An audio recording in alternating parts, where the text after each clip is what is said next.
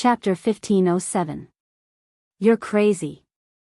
Qin Zhou widened his eyes in disbelief. Is she worth it? Is she worth it? Gu Xingzi stared at him with determination. She's worth it. Qin Zhou was stunned and choked on his words. Gu Xingzi clenched his fists. Under the moonlight, his handsome face looked determined. I want to give her the happiest life. He wanted to give Xianxia the happiest life. Even if you have to sacrifice your life for her? Qin Zhou frowned with a complicated expression. Yes. It was a simple word, but there was no hesitation. Gu Xingzi's eyes were unprecedentedly determined. In the past, he rarely took the initiative. Initially, he had hidden his feelings for Xianxia deep in his heart because he did not want his feelings to burden her. If you love someone, you should not be conservative, but you should not bring trouble to that person. But now, he did not think so. Especially when he saw the scene on television where Wuxia held Xianxia in his arms as they walked down the red carpet, he could not take it lying down. He was not willing to give in. He was not willing to give up the woman he loved to someone else. Gu Xingzi walked to the rubbish bin and bent down slightly. He picked up the bouquet of lilies in the bin and held it in his hands. These were the flowers he had intended to give her. Qin Zhou stared at his proud back view. His expression was complicated, but there was also a trace of helplessness. He knew Xingzi well. Once he was stubborn, he was hopeless. He could not help but worry for him. Xingzi, have you thought it through? Gu Xingzi's back was facing him. He said in a low voice, yes. I want to get Xianxia back. Qin Zhou said, have you ever thought that she doesn't love you? What will you do? Gu Xingzi heard this and turned around. His lips curled into an enchanting smile. No, I will make her fall in love with me. After the banquet ended, Xianxia searched the venue but did not find Qin Zhou and Gu Xingzi.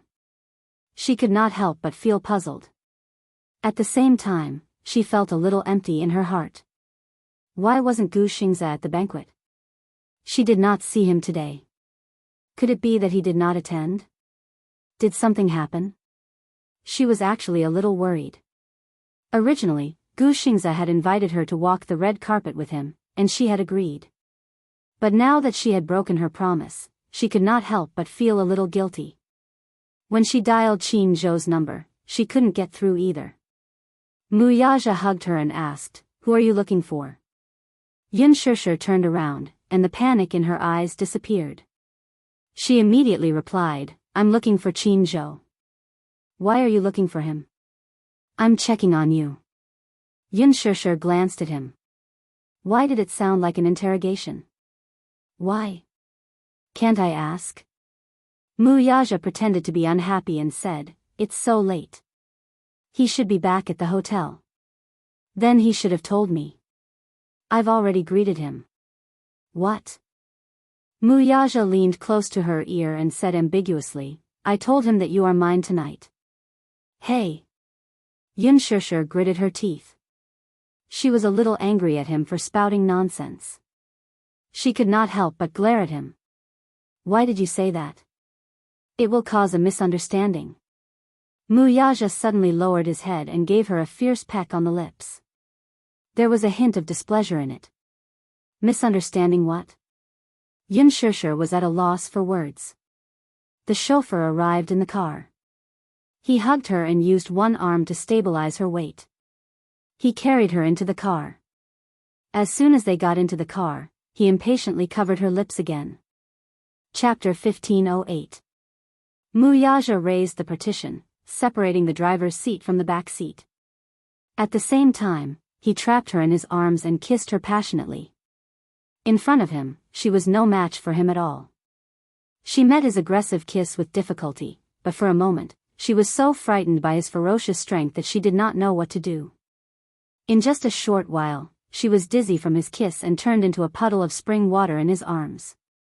She was completely powerless to resist and was no match for his attack. As her consciousness drifted away, he hugged her and sat her in his arms. His long legs supported all of her weight as he hugged her back and continued this deep kiss. Yun Shishir was so pitiful that she was in a daze from his kiss. She closed her eyes and felt that the man in front of her would have turned into a flood and mercilessly devoured her in the next second if they were not still in the car. This kiss was not enough for him to taste her beauty. He went so far as to put his hand under her skirt. Yun Shishir was at a loss for words. Ah! Her face was as hot as blood. Don't, she lowered her voice and begged pitifully. Hearing her begging, Wuxia opened his handsome eyes and stopped her. What? Hey! We're still in the car. The more Yun Shishir spoke, the redder her face became. You!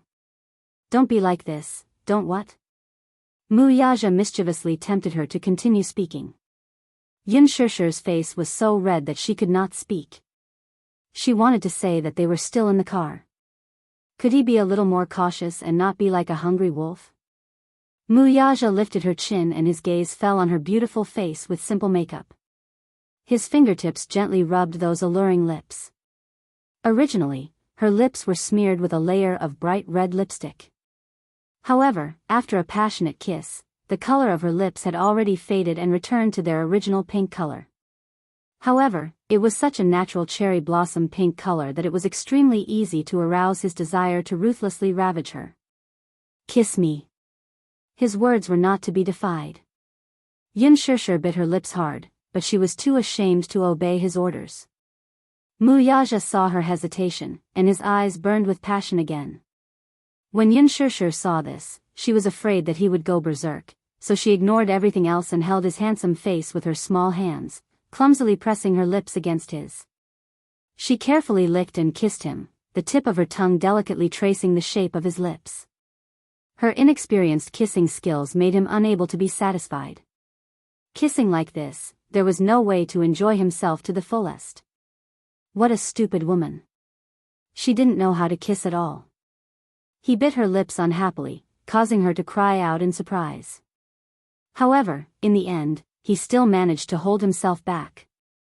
Wuxia fiercely restrained himself and allowed her to kiss him clumsily.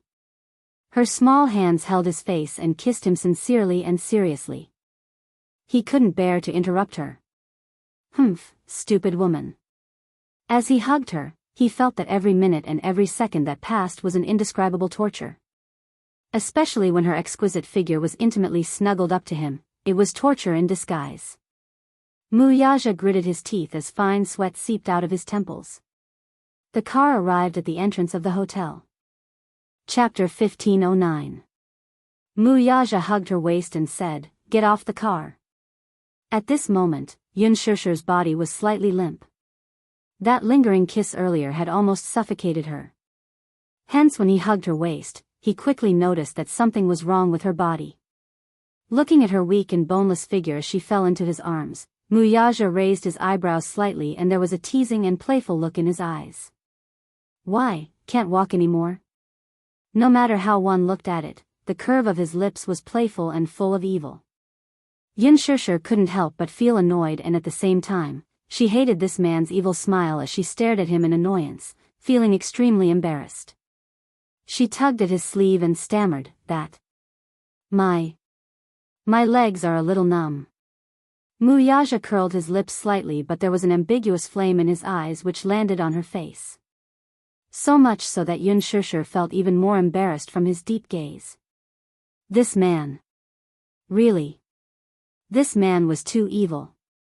She was so embarrassed and wasn't the main culprit behind all of this because of him. Wuxia casually admired her embarrassment and didn't pull her or hug her. He just watched as she slowly got off the car and with his long arms, he pulled her into his embrace. He couldn't help but kiss her earlobe as his heart was getting more and more anxious for her.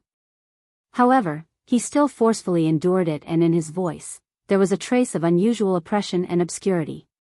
"Little thing, is this all you've got, N? You?" Yun Shishir was even more embarrassed and angry as she raised her hand and hammered his chest. Wuxia didn't even bother to dodge as he allowed her to punch him. To him, this little fellow's fist strength was really insignificant and it was just like scratching an itch. He stretched out his long arm and firmly supported her. His right arm exerted a little force and her entire body was wrapped in his embrace.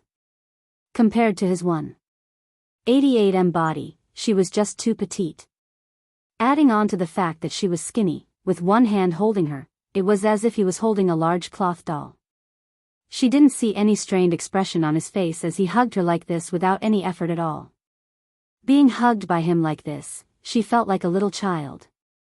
Xianxia's face was full of charm, and when she raised her head to look at him, she could only see the side of his handsome face, which was incomparably handsome, and at the same time, it revealed a bone-deep arrogance. This man's strength had already reached a terrifying stage. Although she was skinny, she was still 48 kilograms, and he was able to steadily support her with one arm, which was really shocking. When Wuxia carried her into the hotel in such a strange way, the few waiters in the lobby were all stunned as they looked on helplessly. While they were shocked, they couldn't help but sigh at this man's astonishing arm strength. Some female staff were shocked, and at the same time, they also felt envious. Xianxia probably didn't know. However, when the others saw Wuxia lowered his head to look at her, that pair of doting eyes, just one look and they felt that their hearts were about to melt. They stared at this scene without blinking. The man was incomparably handsome and well-dressed, while the woman was petite and delicate. Her delicate features revealed the charm of an Eastern classic. Chapter 15:10. No matter how one looked at it, the two of them looked so compatible. Especially when Wuxia hugged the woman in his arms like she was a rag doll. Many people were envious and jealous. What was the happiest thing in a relationship? It was probably when a man doted on a woman like a princess and held her in the palm of his hand like a child. Hey, Xianxia received the strange looks that were cast at her. She couldn't help but gently tug at Wuxia's lapel and said in embarrassment, "Put me down. I can walk on my own now." She kept feeling that she was being hugged by him like a child. The staff in the hotel looked at her with surprise and envy, which made her feel very uncomfortable. She only felt that it was weird.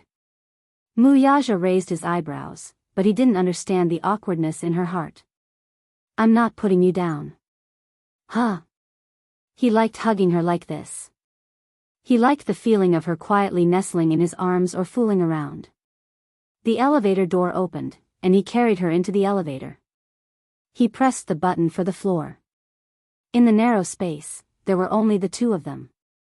Xianxia lowered her head and nestled in his chest. However, she could feel Wuxia's scorching gaze still on her body. It was incomparably hot. She only felt that her exposed skin was about to be burned deeply by this scorching gaze. The floor jumped over the 8th floor and headed towards the 15th floor. The suite he booked was on the 15th floor. When the elevator door opened, Wuxia carried her and walked towards the room. He took out his key card and swiped it to enter the room. Wuxia put her down and casually locked the door. Xianxia was wearing 8-centimeter high heels. When she landed, she was caught off guard. She lost her balance and almost fell. However, the man quickly grabbed her arm and helped her up easily. "Why are you so clumsy?" He didn't hide the teasing and ridicule in his words. When the sound of the door being locked was heard, Xianxia didn't even have time to react. She felt the man's warm palm push her. Then, that solid and tall body covered her. While she was still in a daze, her body was pressed against the door by him. When she felt the incredible heat coming from his body, she instantly turned pale. "Wuxia." She pushed him in embarrassment. How did this man turn from a well-dressed business tycoon into a wild beast the moment he entered the room? Along the way, she felt the scorching gaze in his eyes. Her heart was uneasy, but this man was too. They had just entered the door and were still at the entrance, but he seemed to be a little impatient. Wuxia pressed her down and lowered his head. No matter how elegant a man was, he wouldn't pretend to be a gentleman at this moment. He admitted that he couldn't wait to have her. Thus, he lowered his head and kissed her on the lips. His aggressive stance was completely on par with the ferocious strength from before. He didn't give her any room to resist at all, and he took her shock and anger into his mouth. In this aspect, men had always held the absolute initiative. No man liked to dilly-dally and oppress himself when it came to matters of the heart. He casually took off his suit jacket. He was like a teenager who had tasted forbidden fruit for the first time. He wanted to taste her. Chapter 15:11. Other than her, he had never touched any other woman. However, out of so many women, he could not resist her. He could not get enough of kissing and tasting. On the way back to the hotel and even on the way back while carrying her, he pretended to be calm and looked at her. However, in his mind, he had already thought of several angles and positions. He had even planned out what position he should change to tonight so that he could have her without restraint. In this world, it seemed that she was the only one who could fit him perfectly. Just thinking about it made it hard for him to control himself. However, she had a conservative personality, so he endured until the moment they entered the room. He could not control himself for one more second. Pressing down on her, he crazily pulled her into his embrace. He wished he could rub this tormenting little thing into his bones and blood. He wished the two of them could become one. Only then would he be able to extinguish the raging flames in his heart. Even though he did not leave her for a moment, he still missed the pleasure of devouring her body. However, this little thing's stamina was too weak. After kissing her a few times in the car, she was already in a daze. How could this be? To him, that little bit of kissing was just an appetizer. He was greedy and could not satisfy his hunger at all. However, this was all she could do. Xianxia could only feel the world spinning around her. His kiss was ferocious. With his arms around her waist, he spun her around and brought her to the sofa in the living room. In the dark, he pressed her down on the sofa and tasted her sweet breath without restraint. So beautiful. So sweet. He could not taste enough of her sweetness. Xianxia was a little afraid of him. The man in front of her was very different from the elegant gentleman at the banquet earlier. At the banquet, he was arrogant, elegant, and courteous. However, at this moment, the man in front of her was more like a ferocious beast that had accurately targeted its prey. His gaze was burning as if she would be eaten alive in the next second. Hey, stop for a moment. Xianxia pushed his shoulders, forcing him to look at her. What's wrong? Let's take a shower first, okay? She spoke softly as if she was begging him to be merciful. She wasn't ready yet. If he had been a little gentler, she wouldn't have been so frightened. But who was Wuxia? How could he be so easily dismissed? How could he not tell that she was just brushing him off? It seemed that this little woman still hadn't adapted to her style. However, if this kind of thing was suppressed, it would inevitably not be enough fun. Especially at this moment, under the moonlight, the way she looked limp in his arms. Her cheeks were tender and rosy, like a delicate flower bud, bashful and waiting to bloom. It was as if he had fallen into a hopeless demon. How could he control himself? After this, I'll go wash up. After he finished speaking, he greedily kissed those lips that were as sweet as a peach, and he felt the flames in his body ignite. He stopped suppressing himself and possessed her. Xianxia let out a muffled groan. She was frightened by his overbearing force. Her face was incomparably red as she bit her lips. However, she still could not help but let out a low pleading sound. This man was too vile. Chapter 15:12. After a brief lull in the battle that lasted for an hour, the man buried his head in her neck and breathed freely. He felt incomparably refreshed after venting all of his desires. Xianxia closed her eyes as her chest heaved up and down. She was so weak that she couldn't even lift her eyelids. The man's powerful and sexy panting kept ringing in her ears. Her small hands were on his shoulders, and her fingertips were slightly clenched. Wuxia raised his head to look at the woman in his arms. She was sweating profusely and her clothes were sticky. After a battle, she was exhausted. Her expensive dress was torn into pieces by the man and thrown to the side mercilessly. Xianxia nestled in his arms tiredly, but she couldn't muster any strength. Go take a shower, Wuxia said in a deep voice. However, he only said half of what he wanted to say. The second half was, continue after you're done. Xianxia nodded in confusion. She looked at the man in front of her who had restrained his fierce aura and felt relieved. She was elated at the thought of being able to lie on a warm bed and rest after a comfortable bath. However, at this moment, she was like Little Red Riding Hood in a fairy tale. She didn't know that a big hungry wolf was silently hiding his tail behind his back and not showing it to her. After all, how could a man who had been suppressed for so long be so easy to get rid of? Wuxia carried Yun Shishir into the bathroom. The room he booked was a presidential suite. Just the bathroom alone was more than 20 square meters. The bathtub was big enough for 2 people to lie down in, and it was big enough for the 2 of them to have sex with each other. He turned on the shower and held her in his arms as he carefully massaged her thighs. Yun Shishir blushed beyond reason. This man. How did he know that her thighs were so sore at this moment? However, she couldn't help but admire Wuxia's attentiveness. Usually, after sex, he would pay attention to her movements when she got out of bed. He always felt that her thighs were a little uncomfortable and her walking posture was a little unnatural. He seriously looked up some information in this regard. Yun Shishir could not help feeling satisfied. She nestled in his arms and allowed him to knead and pinch her as she fell into a sweet sleep. Just as the bathtub was filled with water, the doorbell suddenly rang. Wuxia raised his eyebrows suspiciously. He didn't want to pay attention to it, but the person outside the door saw that no one was paying attention and rang the doorbell even more impatiently. Yun Shishir was awakened by the doorbell. She looked up and opened her eyes in confusion. Who's ringing the doorbell? I'll go take a look. Wuxia knitted his brows in displeasure. He got up, put on a bathrobe, tied it up, and walked out of the door. He walked to the entrance, and as soon as he opened the door, he was stunned. He saw Lin Ji standing outside the door. When she saw him open the door, she couldn't help but blush. There was a hint of wanting to say something. Wuxia frowned slightly and sized her up. He saw that she was wearing silk pajamas that were almost transparent. She stood shyly outside the door with her head lowered and her hands clutching the hem of her skirt. She looked a little shy and timid. His gaze suddenly noticed something strange. He glanced at her chest and saw that her full chest didn't seem to be covered by the pajamas. Through the material of the pajamas, he could see everything inside.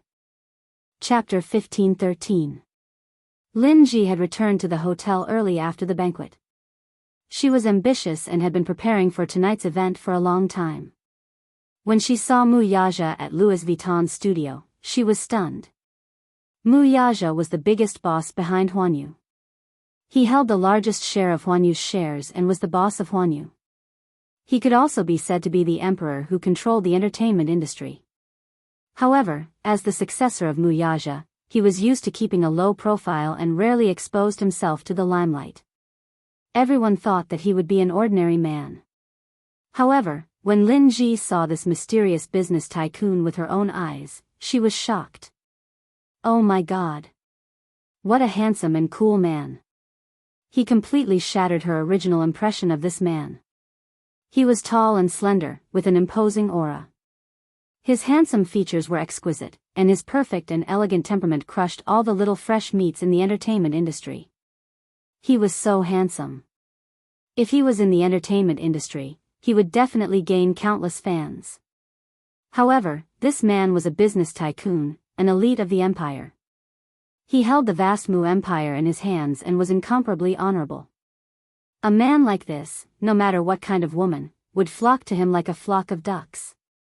Was Wuxia Yun Shishir's sugar daddy? Lin Ji could not help but be suspicious.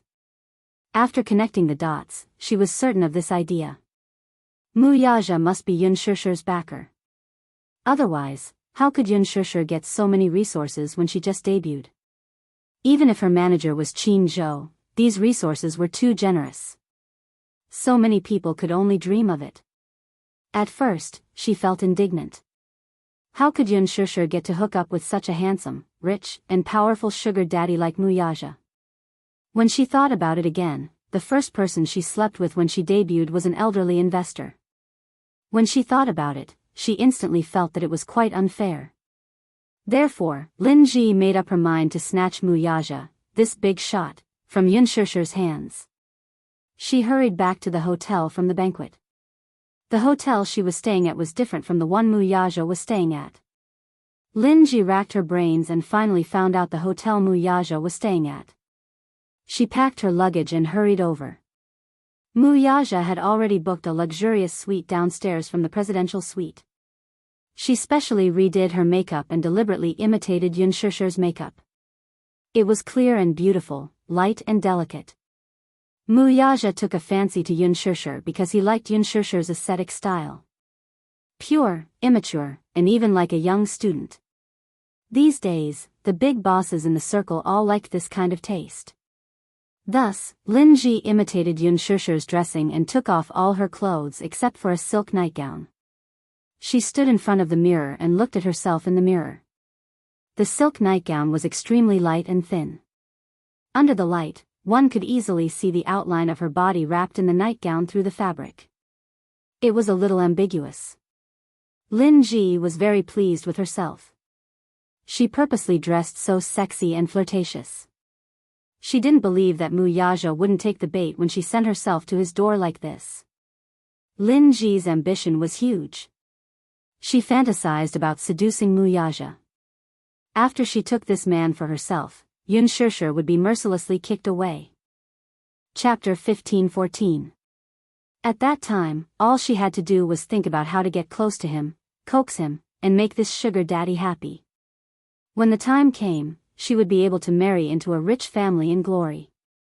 That was the direction she should be working towards. There were so many female celebrities in the entertainment industry. How many of them entered the industry purely because of their passion for acting? Most of them used acting as a springboard to fame. Once they gained some fame, they would have the opportunity to enter the upper class and interact with the aristocrats. Marrying into a rich family was their ultimate goal. Lin Ji was no exception. Her family was not well off since she was young. Perhaps she was afraid of being poor, so she had a strong desire for material things and power. To her, in marriage, love was dispensable. Material things were the only thing that mattered. Therefore, marrying into a rich family was her greatest wish. When Lin Ji arrived, she was fantasizing that if her plan was successful and she could gain Mu Yaja's favor, it would be best if she could kick Yun Shishir out of the picture. Then, she would be able to flaunt in front of Yun Shishir. According to the rumors, only one of the gowns Yun Shishir wore at the Fashion Week was provided by Louis Vuitton. No one knew where the rest came from. Could it be that she had bought them herself? They must have been given to her by Mu Yaja. Whether it was the ink-style gown or the Cheongsam gown that stole the limelight at the banquet, Mu Yaja had probably bought them at a high price for her to wear. What a generous gift. Mu Yaja was really generous when it came to her. Lin Ji's heart was filled with envy. In her heart, she yearned for Mu Yaja even more. If one day, she could rise to the top, that would be amazing. The moment the door opened, Lin Ji saw Mu Yaja standing in the doorway. He was wearing a black bathrobe. It seemed that he had just come out of the bathroom. His entire body was dripping wet, and his hair was slightly messy and slanted. It covered his brows and left a deep shadow on his eyelids. Fine droplets of water dripped from the ends of his hair. It was obvious that he had just come out of the bathtub. Lin Ji's heart skipped a beat, and her face turned red. This was not an act. She was really mesmerized by Mu Yaja's handsome face. For a moment, she had completely forgotten the lines that she had prepared over and over again. She had forgotten how to open her mouth at that moment. She looked down and saw the man's slightly open chest. His chest was exposed to the air. His muscles were well defined, and there were water droplets on them. His sexy muscles stretched all the way down. Damn it, he was so charming. Lin Ji lost control of herself for a moment. Her eyes were fixed on him, and she couldn't look away. Oh my God, looking at this man up close, he was even more handsome than when she had first seen him from a few meters away. For the first time in her life, she was almost suffocated by a man's beauty. A man like this was definitely a godlike existence. Lin Ji was so mesmerized that she forgot how to be jealous of Yun Shishir. She only wanted to take Wuxia down. She must have this man in her pocket. Even if she had to spend the rest of her life, she must tame him. Chapter 15:15. He blocked the door with his tall body, as if he had no intention of letting her pass. He knew very well what this woman's intentions were and what her goal was. As the big boss of Huanyu, he had met many women who overestimated themselves. They thought that they were beautiful and sent themselves to his door. In the past, he had to fly to other cities for business. Some investors saw the opportunity and even used unscrupulous means to send beauties to his bed. They were all carefully selected and were 1 in a million beauties. However, he was cold and indifferent. At that time, he was in the prime of his life, but he actually rejected these beauties who sent themselves to his door. There was once an investor who was so angry that he had internal bleeding. In order to cooperate with him, they specially selected an 18-year-old model from the young model circle. They stripped her naked and sent her to his bed, but he actually chased her out of the door. That young model was naked and sobbing outside the door. No matter how much she knocked on the door, he didn't move at all. How amazing! Lin Ji obviously hadn't heard of these rumors. She thought that with Wuxia's young and vigorous age, she could successfully climb onto the dragon bed, if she dressed up a little more charmingly and sexily. But was that possible? Wuxia was a normal man. He also had vigor and desire. However, this kind of desire could only be shown in front of one person. As for the rest, he simply ignored them to the end. Thus, when Lin Ji was full of anticipation, she saw his handsome brows slightly raised and he said coldly, "What's the matter?" His handsome and cold face didn't have the slightest ripple. It was cold and indifferent, as if covered in ice and snow. Lin Ji was stunned. It was a completely different way of opening from what she had imagined. In her imagination, when she appeared dressed like this, shouldn't this man see through her motive at a glance and then pull her into the room? Was there something wrong with her? Lin Ji couldn't help but carefully reevaluate herself. There was nothing wrong with her. She even purposely pinched Yun Shishi's demeanor. Yun Shishi was just like her name. Her name was poetic and picturesque. She was also beautiful. If she had to be described, she was like the clouds in the mountain stream and the running water in the small spring. She had a unique style of the Jiangnan water village. Thus, Lin Ji deliberately followed Yun Shishi's template and put on the same makeup as Yun Shishi. When she looked at herself in the mirror, she actually looked similar to Yun Shishi. Wuxia must have taken a liking to Yun Shishi because he liked her temperament. Delicate and pretty, pure and beautiful. It was like a piece of flawless jade. Since that was the case, she would follow Yun Shishi's example and imitate her. However, from Wuxia's indifferent eyes, her meticulous plans seemed to have some flaws. Not being able to attract this man at first glance made her feel a little frustrated. However, Lin Ji wasn't discouraged. When it came to sending herself to the door, Lin Ji knew that she had to be thick-skinned. She couldn't care less about face and dignity. Even if she had to beg him on her knees, she had to beg him to take her. Thus, Lin Ji raised the hand that was originally behind her back. In the palm of her hand was a bowl. Chapter 15:16. Lin Ji held the bowl, her eyes curved into crescents as she asked timidly, "Mr. Mu, may I sit in your room for a while?" The moment she said that, coupled with the bowl, her intention was clear. Whether it was in the open or in the dark, it was a hint to Wuxia. A bowl, homophony, one night. This was a clear indication that she wanted to sleep with him for a night. Sometimes, the unspoken rules hidden in the unspoken language were just that wonderful. The entertainment industry loved literature and art. So much so that even the act of sleeping with someone could be done in such a stylish manner and be bestowed with such elegant sentiments. Wuxia frowned slightly. Before he could say anything, Lin Ji was afraid that he would reject her, so she immediately expressed her attitude. "Mr. Mu, don't worry. I'm very obedient, very obedient. I'm a very obedient woman. I won't do anything that makes you unhappy, and I won't play any tricks. I'll definitely follow your orders like an imperial edict. But, Please don't reject me, okay?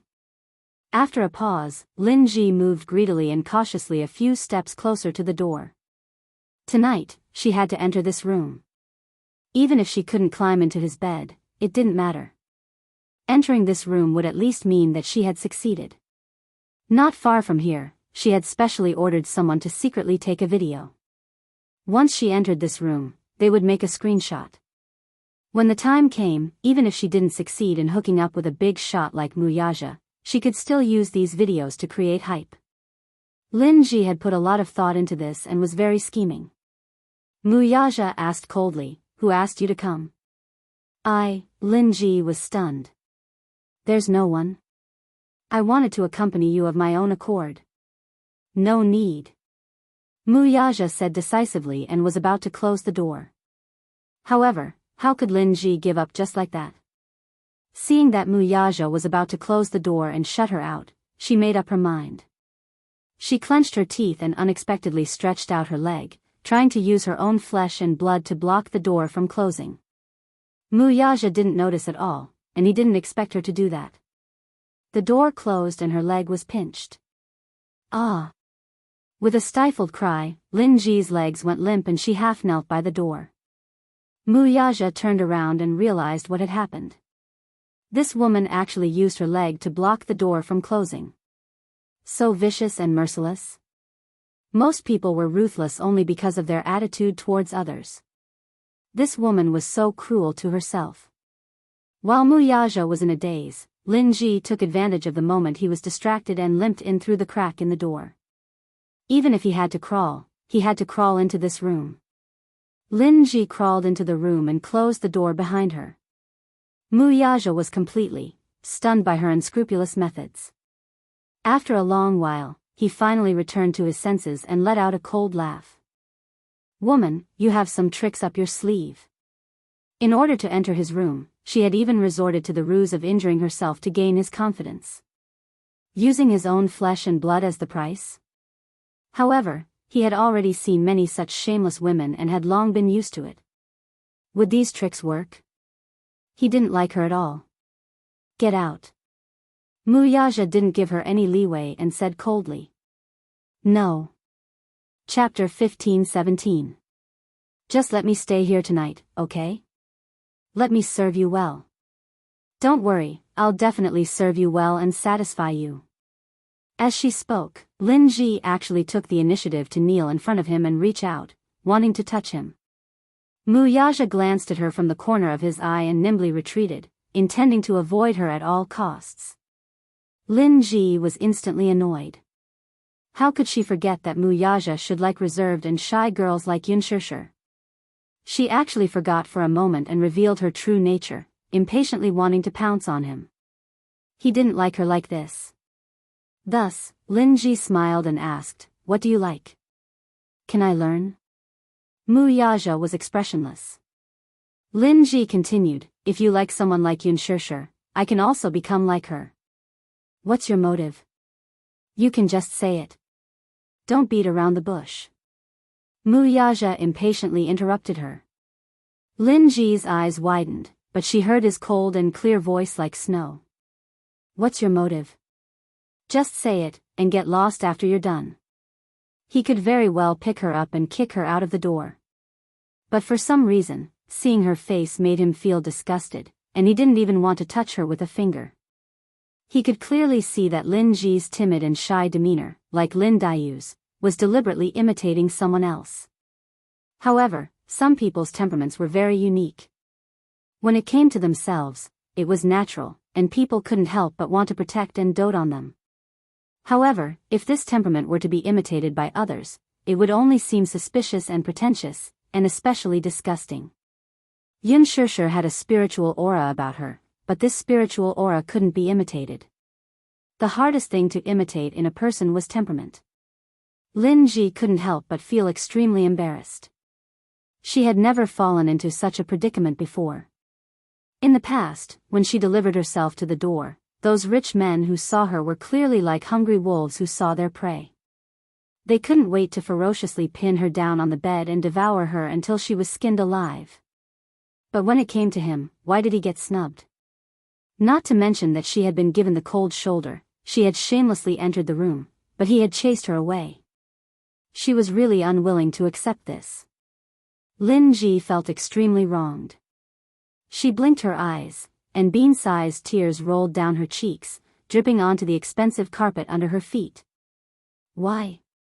Why can't I? Lin Ji suddenly raised her voice and stared at him with tears in her eyes. She looked extremely pitiful. How am I inferior to her? Lin Ji raised her voice. I can serve you well. At the same time, I will be very obedient. If you say one, I won't say two. Before he could finish, Yun Shusher's shocked voice suddenly came from the bathroom, Wuxia. Wuxia suddenly turned his head, only to hear Yun Shusher's suspicious voice. Who's in the living room? Yun Shusher was originally lying in the bathtub, leisurely taking a bath. She was exhausted from being tormented by him. Looking at her body, she was bitten by a vile man with bruises intertwined, as if she had been bitten by poisonous insects. The shower in the bathroom was still running, so at first, she couldn't hear the movement outside the door at all. Until Lin Ji's grievances and cries alarmed her. Only then did she realize that there was someone else outside the door. Chapter 15:18. However, her brain was slow to react and she couldn't remember who it was. However, she could tell that it was a woman. Yun Shusher was shocked and curious about what was going on outside the door. She could hear a hint of conflict in the woman's voice. Hence, she stood up and casually wiped her body. Then, she put on a bathrobe and walked out of the room. Wuxia? Yun Shusher called out softly again, but it sounded very natural.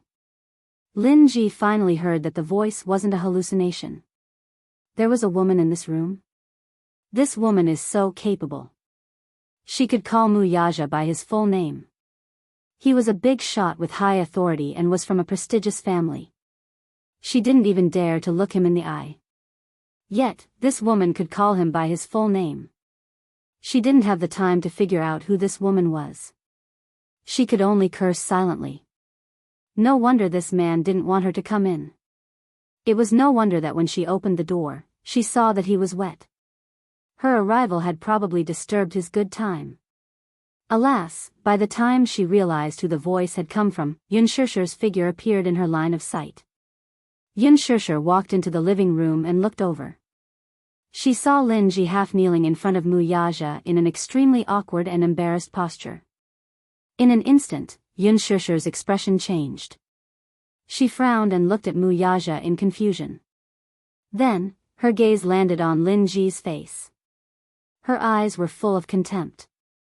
Why are you here? Why are you here? Almost at the same time, they spoke in unison.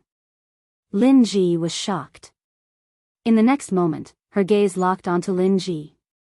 Yun Shusher was wearing a bathrobe. Because the belt of the bathrobe was tied very tightly, it wrapped around her entire body tightly. However, it was a bathrobe after all. The view on her neck couldn't be hidden no matter what. Therefore, Lin Ji could see the jade-like collarbones and fair skin on her neck at a glance. What was even more eye-catching were the incomparably ambiguous kiss marks. It was easy to imagine what had happened to her body just now. She was no longer the innocent girl who had just left school. He immediately understood what had happened in the living room just now. Because even now, she could still smell the lingering charm in the living room. It was so ambiguous that it made her blush. This was a mark that would only be left after an intense love affair. Yun Shusher followed her line of sight and looked at her own body. She caught a glimpse of the incomparably eye-catching mark and immediately pulled it into her clothes to cover it up. Lin Ji finally understood that she had come at a bad time. What happened? Yun Shusher looked at Wuxia suspiciously, as if waiting for an explanation. Why was Lin Ji here? Most importantly, she was wearing such revealing clothes. Although her clothes were neatly worn, the texture was really thin. Under the illumination of the light, her body could be seen at a glance. Yun Shusher came to a sudden realization as well. She finally understood what the other's motive was. She was planning to seduce someone with her beauty. Wuxia glanced at her coldly from the corner of his eyes. Get lost. Chapter 1519. Left with no other choice, Lin Ji could only tidy herself up, wipe her tears, and return home dejectedly. Only then did this farce come to an end. Yun Shishir furrowed her brows in apparent displeasure. How could a woman send herself to his doorstep, kneeling and begging for his favor? Why did these women treat him like a tyrant from ancient times? Most importantly, this woman was Lin Ji, an incomparably disgusting woman. Yun Shishir felt as disgusted as if she had swallowed a fly. It was as if a fishbone was stuck in her throat, and she instantly felt uncomfortable all over. Even though Wuxia didn't do anything substantial, Lin Ji's behavior had unintentionally made her uncomfortable. She was thoroughly disgusted by what she had seen. Yun Shishir clutched her chest. She was clearly infuriated. She wasn't angry at Wuxia, but she was deeply disgusted by Lin Ji's shamelessness. This was the first time she had seen it. Then, what about when she wasn't around? Did such things keep happening? Once she thought of the danger lurking around him, and the fact that so many women saw him as a god, chasing after him, and falling in love with him, her possessiveness was incomparably shameful. She felt dirty. There was an expensive carpet at the entrance. When Lin Ji knelt, she instantly felt that it was an eyesore. Thinking of how Lin Ji looked just now, kneeling there in disgust, she couldn't stand it anymore.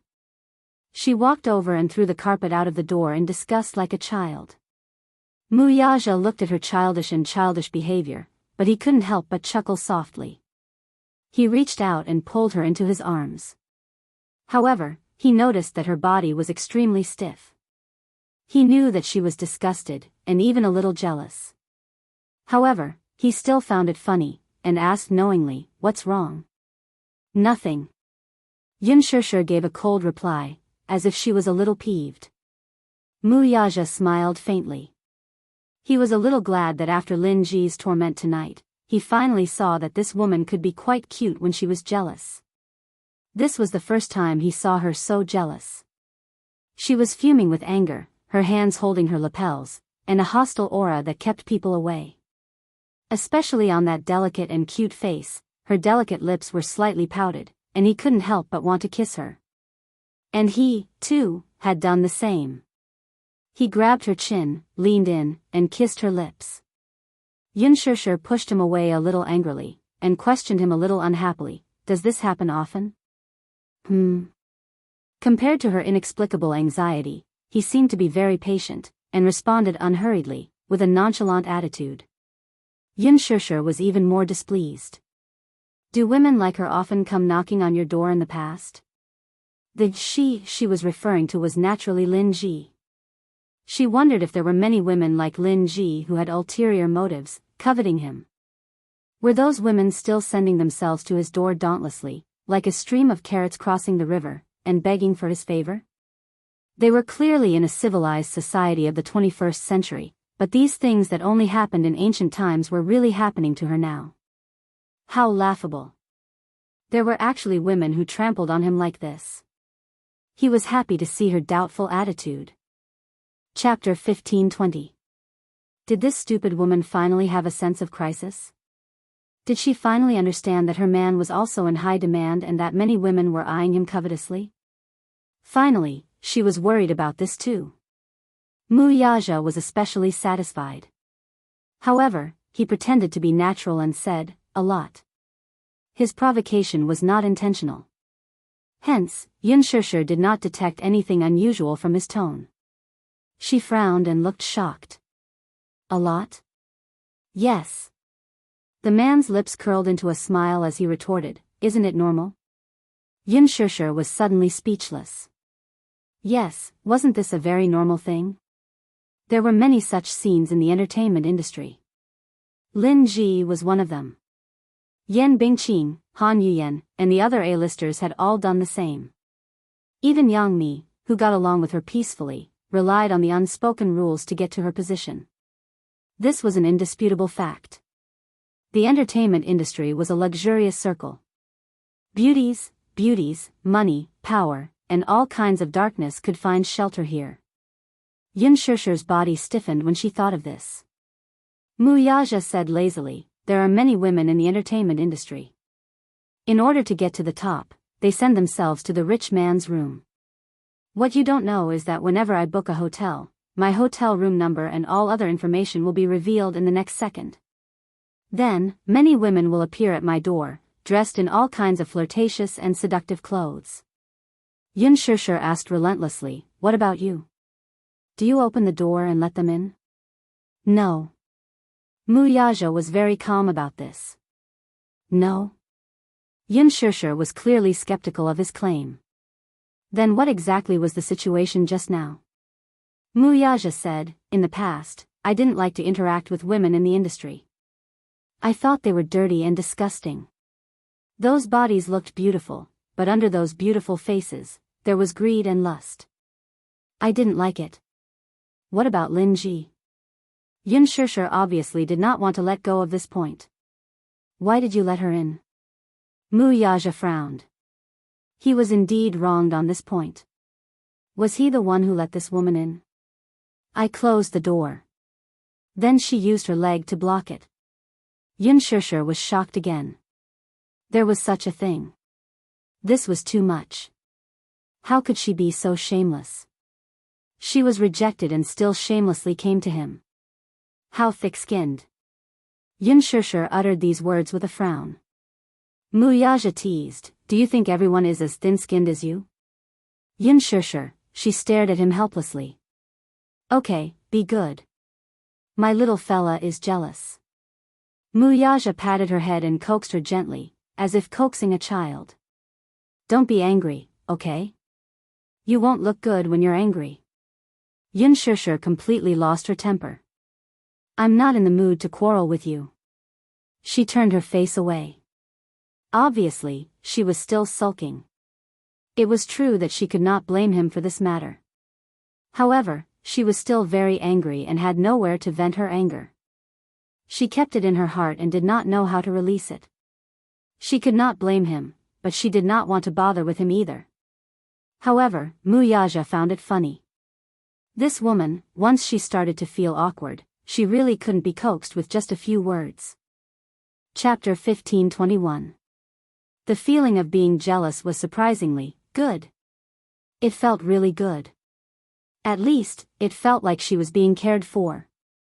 Wuxia was in a good mood. Hence, he reached out and clasped her shoulders, turning her body around to face him. There was a satisfied playfulness in his eyes. Are you jealous? His voice was low and deep, with a hint of devilish magnetism. Just like the rich and mellow red wine, it was enough to intoxicate anyone who heard it. Even Yin Shishir couldn't help but be stunned by his deep and magnetic voice for a few seconds. When she came back to her senses, she still kept her lips tightly shut and didn't make a sound. Wuxia's gaze fell on her face. It was a little charming, a little cute, and a little twisted, but it made him faintly feel more excited. He lowered his head and precisely captured her breath, gently sucking on those tender and moist lips. Yin Shishir couldn't help but push him. Hey, Wuxia didn't have the time to care about her struggle. She exerted more strength in her hand and pushed him away a little. I'm still angry. In other words, she wasn't in the mood to do these things at the moment. Why? He frowned slightly, feeling slightly displeased by her rejection. He didn't like her rejection. However, he could tell that she was still conflicted. Yin Shishir looked up and stared at him seriously. I don't want this to happen again. She didn't want to see any woman clinging onto him and not letting him go. She didn't even want to see such a ridiculous thing happening in a hotel. She didn't like it and didn't want to see it again. She would feel disgusted, and at the same time, she would feel repulsed for a long time. Repulsed because she was extremely insecure. She was afraid of losing him. This feeling of insecure was not good, and it was very unpleasant. Wuxia stared at her but didn't say anything for a moment. He kept quiet. In the silence, Yin Shishir was originally waiting for his response. However, when she didn't get a response, she looked up uneasily and saw that he was also staring at her deeply without blinking, as if he was deep in thought. What happened? Yun Shishir pursed her lips. Is my request too much? You should admit that you're jealous. Mu Yaja suddenly curled his lips and nodded. He leaned closer to her face and looked into her eyes. He touched her nose and said, You're jealous of me. Yun Shishir was startled.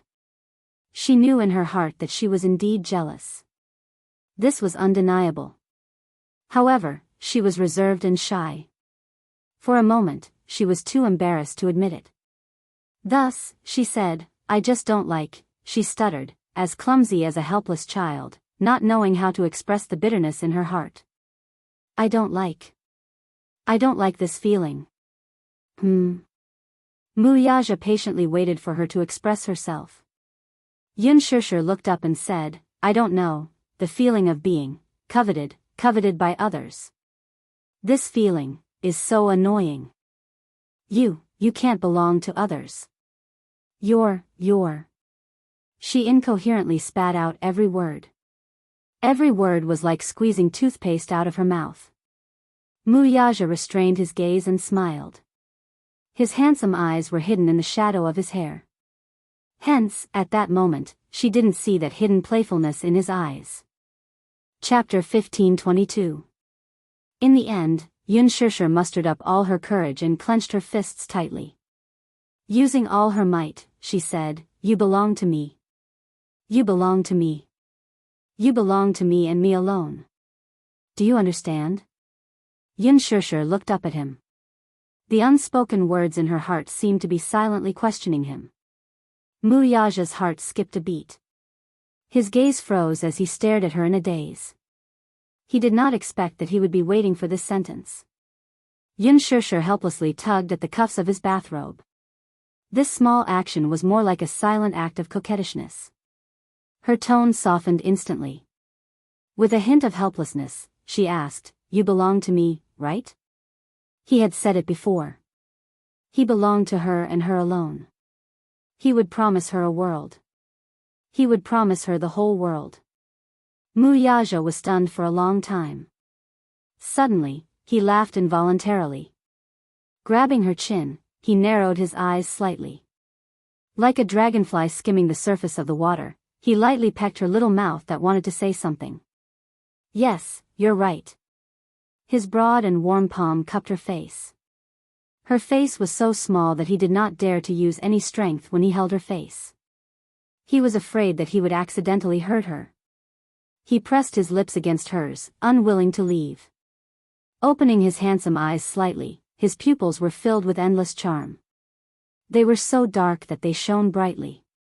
It was as if countless stars were hidden within them, embellished with sparkling starlight.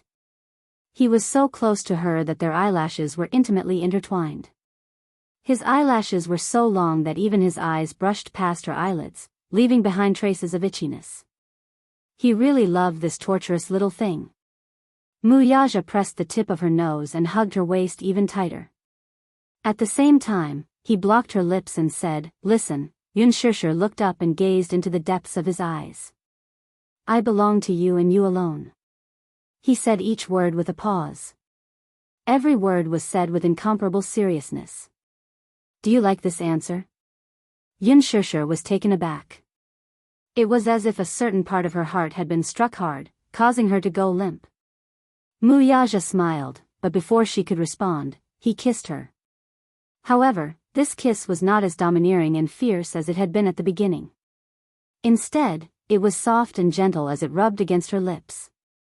Hugging her waist, he continued the unending kiss. The seductive kiss went all the way from the entryway to the living room, where they lingered on the sofa. This kiss was no longer limited to the sofa. Pressing his lips against hers, Mu Yaja's kisses gradually deepened and deepened. At the same time he pried open her lips, his hands also moved. With a few moves, he smoothly untied the knot on her waist. Her knot was very tight, but to him, it took only a few seconds for her clothes to be pushed aside.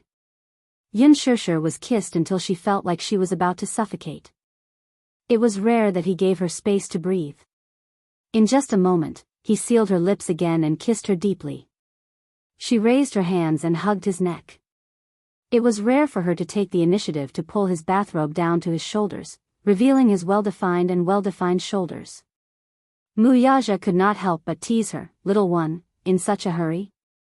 After he said that, Xianxia was extremely embarrassed. Her face suddenly turned red as she stopped her actions and wanted to withdraw her hands. Chapter 15:23. Wuxia's overly flirtatious words really made people blush and their hearts race. In front of others, he always gave people the impression that he was pure and ascetic, and he wasn't that enthusiastic about such things between men and women.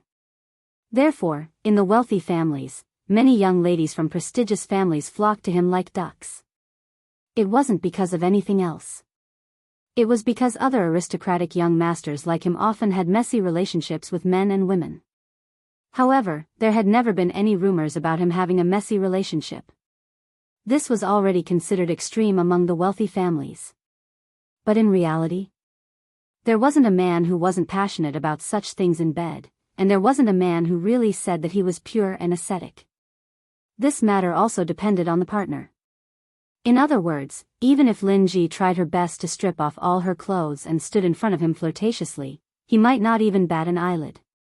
However, even at this moment, the woman in his arms stood in front of him fully clothed, without doing anything. Just one look was enough to make him have the urge to take her ruthlessly.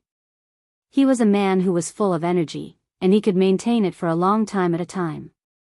After the two of them finished their session on the sofa, Xianxia was so tired that she couldn't stop panting. Looking at the man, he frowned and didn't feel that he was satisfied. This place was too small. There were many actions that he couldn't perform at all. In such a small battlefield, there was no place for him to use his skills. Thus, he hugged her, carried the woman who was panting, and strode into the bedroom. He threw her on the bed. Her petite body bounced slightly on the huge king-sized bed. Then, his tall body covered her in a dark mass and took advantage of her. Almost coherently, he merged with her again and continued what he hadn't been able to enjoy just now. At this moment, he was worn down by her to the point that he didn't have any rationality at all. This little thing, damn it, was so beautiful. He was especially greedy for the warmth in her body, and he couldn't bear to come out again. Accompanied by her intermittent moans, it made his blood boil even more. No matter what, he didn't know how to be satisfied. He couldn't wait to give it to her like this. "I can't. No, I can't." Xianxia gripped the bedsheet tightly and almost cried. She begged, "Wuxia, I'm dying."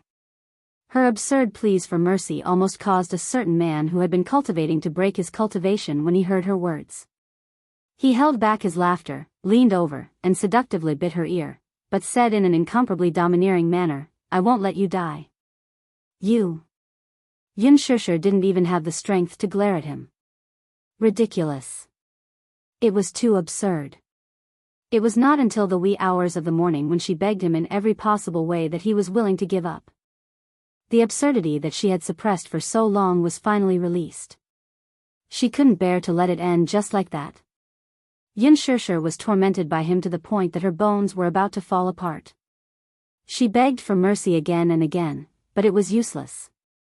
This man who seemed to have inexhaustible energy did not listen to her at all.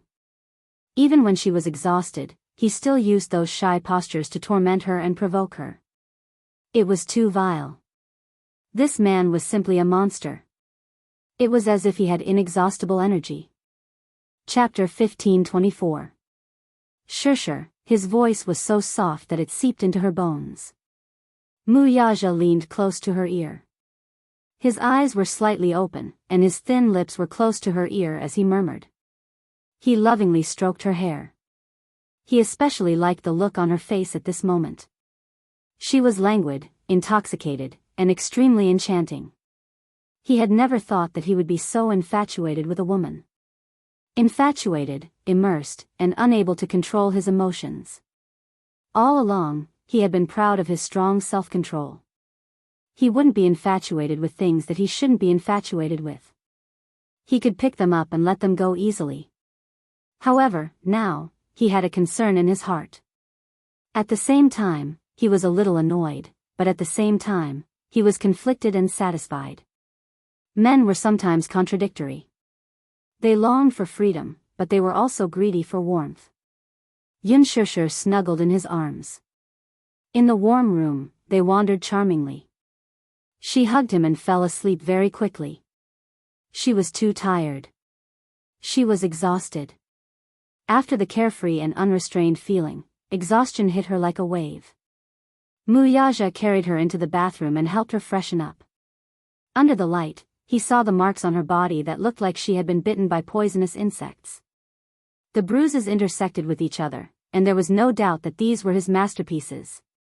Vaguely, there was an inexplicable sense of accomplishment. A man's pursuit should be this desire to conquer. When Xianxia woke up, it was already noon the next day. When she opened her eyes, she heard the sound of newspapers being flipped. In the quiet room, it was a little abrupt. Xianxia turned her head and saw Wuxia sitting in front of the floor-to-ceiling window in the bedroom. He was actually leisurely flipping through the newspapers. She was about to sit up, but the moment she moved, she felt as if her body was falling apart. She couldn't help but frown and let out a long "oh." It didn't matter if she didn't move, but when she moved, there were a few strange cracking sounds coming from her waist. Xianxia was really worried that her bones were really falling apart. Her movements alerted the man who was reading a newspaper by the window. Wuxia turned his eyes and looked at her. Against the light, the afternoon sun in Milan poured down on his body and dyed his hair a warm color. "He's awake?" His voice was clear and seductive, and he sounded leisurely. Xianxia was a little embarrassed as she replied, She hid under the blanket and shyly curled into a ball. The moment she lifted the blanket, she inadvertently glanced at her body. The marks all over her body made her so embarrassed that she no longer had the courage to get out of bed. Like a coward, she shrunk back into the blanket. Wuxia couldn't help but smile at her adorable reaction. He got up and walked to the bedside. He sat down and reached out to grab a corner of the blanket, wanting to lift it. "No." Xianxia struggled for a moment and clutched the blanket tightly. She looked at her as if she wanted to say something. Wuxia couldn't help but laugh. "Which part of your body have I not seen before?" Although she said that, she still felt that it was so damn embarrassing. Her body was covered with those marks. It was so embarrassing.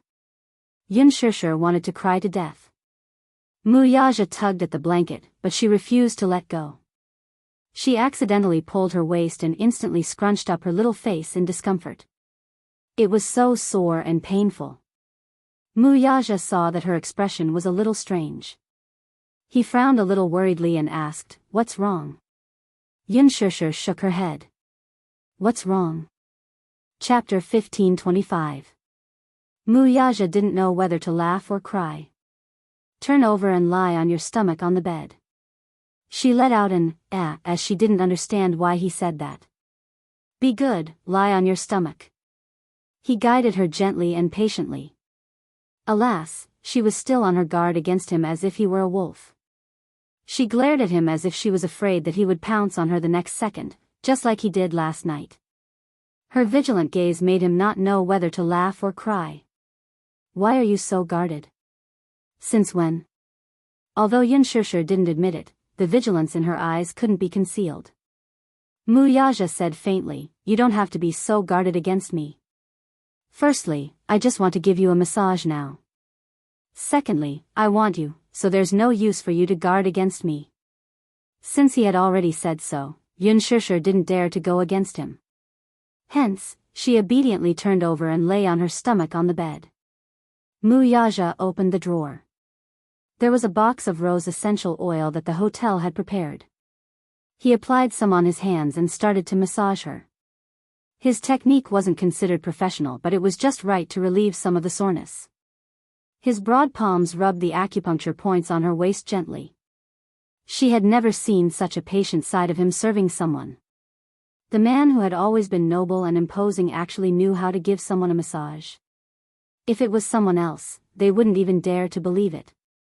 But Xianxia had the fortune to taste the feeling of being served by this man. At the same time that she felt comfortable, she also felt a little smug. This man really knew how to be considerate sometimes. After about half an hour, the soreness finally subsided a little. Xianxia let out a long sigh of contentment as her eyebrows slowly relaxed. She rolled into the bed and hugged the soft blanket. She stretched her waist again before she let out a long sigh of contentment. Comfortable, Wuxia patted her smooth little butt lightly. Stupid woman, be careful not to catch a cold. The doorbell rang. Wuxia got up and opened the door. Two people from the fashion store and the underwear store came in with exquisite packaging. Chairman Mu. Hello, sorry to disturb you. Wuxia nodded and gestured for them to put the clothes on the sofa. It turned out that he had woken up a long time ago. After tidying himself up, he called someone to send his clothes over. Xianxia didn't have a change of clothes, and the only dress she had was torn by him. She didn't care about it at that time, so she didn't know about this bad news for a while. If she knew that Wuxia had casually tore the 8-figure dress he had given her into pieces and threw it into the trash can like garbage, she would definitely cry from anger. It was not that he did not cherish that dress, but at some point in time, a man pursued a desire to conquer. At the same time, he did not want her to wear this dress again. Too enchanting, too eye-catching. When she wore this dress, no matter how it covered it, it made her look exceptionally sexy and beautiful. She was his treasure. This kind of beauty was not allowed to be coveted by others. When he sent the clothes into the bedroom, Xianxia saw the exquisite packaging in his hands and was a little confused. This is new clothes. Wuxia put it on the bed. It's already ironed. Just wear it directly. Chapter 1526. At this moment, she couldn't help but be amazed by this man's magical powers. He had actually grasped her measurements so accurately. Be it her bust, waist, or hips, there was not a single mistake. It was perfect. The style of the clothes was also good. The fabric was tight and covered all the marks on her body. Otherwise, she really wouldn't know how to face others. Especially her neck, which was full of love bites, could be seen at a glance. Oh my God, what exactly did he do to her body? Xianxia felt angry and amused at the same time. Wuxia ordered someone to deliver breakfast or lunch. After Xianxia ate, she suggested that they go shopping. Since they were already there, they should buy some souvenirs before leaving. There's nothing to shop in Milan. Wuxia didn't have any good suggestions. Milan was a paradise for shopping maniacs, but there wasn't anything special about it. The flight had already been arranged. Xianxia decided to return home early. Hence, she made a call to Jianghu to inform him. You're returning home today? As expected, Jianghu was obviously very angry when he heard that she was returning home early. There are a few more special shows coming up. If you don't stay and perform well, why are you rushing back now? Why don't you go to heaven? Xianxia said aggrievedly, I saw that I was on the headlines. I'm already satisfied. Jianghu was speechless. Xianxia said pitifully, Chairman Qin, let me go back home. I'm so tired. I want to have a good rest. There are still a few more scenes to shoot. I need to conserve my energy so that I can handle those high-intensity scenes. Jianghu then said mercifully, forget it. You go back home first. If you don't want to appear in the airport show, then so be it. Okay. On the way to the airport, they passed by a fashion plaza in the center of the bustling city. On the huge electronic screen, there was a report about the fashion banquet last night. She and Wuxia were there. Xianxia looked at the image of her and Wuxia holding hands, and the corners of her lips curled up involuntarily. On Weibo, there were endless reports about Fashion Week. Many media websites had created special reports about Fashion Week. However, because it was Wuxia's first official appearance in front of the media, there was no doubt that she used Wuxia's presence to jump onto the headlines like a rocket. For a long time, the public had many speculations about the mysterious young CEO of Mu Group. Finally, at the Milan Fashion Gala, the mysterious Crown Prince finally unveiled his mysterious veil. His handsome appearance and elegant temperament immediately attracted the attention of countless people. Wuxia's appearance was undoubtedly breathtaking. So much so that the limelight suddenly overshadowed all the A-list big shots in the country who had rushed to the fashion show, firmly occupying the first place of the hot search. Soon, the netizens on Weibo gave him the title of National Prince Charming. Oh my god. The CEO of Mu Group is so handsome. His handsomeness is on a whole new level. Oh my god, I'm going to abandon my Xianxia and follow this CEO. He can obviously make a living with his face, but he has to rely on his talent. I heard that this young and mysterious CEO is worth hundreds of millions. Chapter 1527. The Mu Group plays an important role in the country's economy. It's like the heart of the country. He's rich, handsome, and good-looking. He's practically God's favorite. Oh my god, he's so handsome. The CEO of the Mu Group is so handsome. I've decided that I want to bear his children. Pfft. Yu was sitting in front of the computer when she read the netizen's comment. She almost spat out a mouthful of milk on the computer screen. She tried her best to hold it in but choked on the milk and coughed violently. She was dreaming. How dare she covet her daddy? She even said that she wanted to bear daddy's children. Was that even possible? Yu logged into her account. Her fingers flew across the keyboard as she typed a few lines of words. Arthur, do you think you can sleep with him? Auntie, let me kindly remind you that it's daytime now. Go to the supermarket and buy a pillow. It'll be faster for you to dream. A few seconds after he replied, the netizen retorted angrily, Who are you? I want to sleep with my idol. What does that have to do with you? You're such a busybody. Yu frowned and sneered. She replied, Wuxia is my daddy. Of course, I have the right to say that. Humph. Auntie, just give up. My daddy is already taken. After she finished typing, Yu leaned against the back of her chair elegantly. She looked relaxed. Less than 10 seconds later, the netizen replied, I think you're the one who's dreaming, right? You even said that he's your daddy. Who are you? Where did this primary school student come from? Pfft. You're crazy. Wuxia is your daddy. Who would believe that? Yu raised her eyebrows but did not reply. She turned off her computer and walked to the French windows. She was in a good mood. Seeing mommy and daddy appear in front of the public together, seeing them holding hands, this feeling was really good. It turned out that happiness was not a difficult thing after all. After Xianxia returned to China, she hurried home. When Yu found out that his mother had returned to the country, he personally cooked a sumptuous feast. His culinary skills were getting better by the day. Compared to his past culinary skills, his culinary skills were obviously on another level. Xianxia only tasted one bite of the pork belly he made, and she felt so happy that she could fly to the sky. Oh my god. It was too delicious. No matter how delicious the food was, it couldn't compare to her son's cooking. While Xianxia was crazily cramming, she felt that she was simply too blessed. Not only did she have an obedient and adorable son, but this son also had superb culinary skills. Her stomach was completely captivated.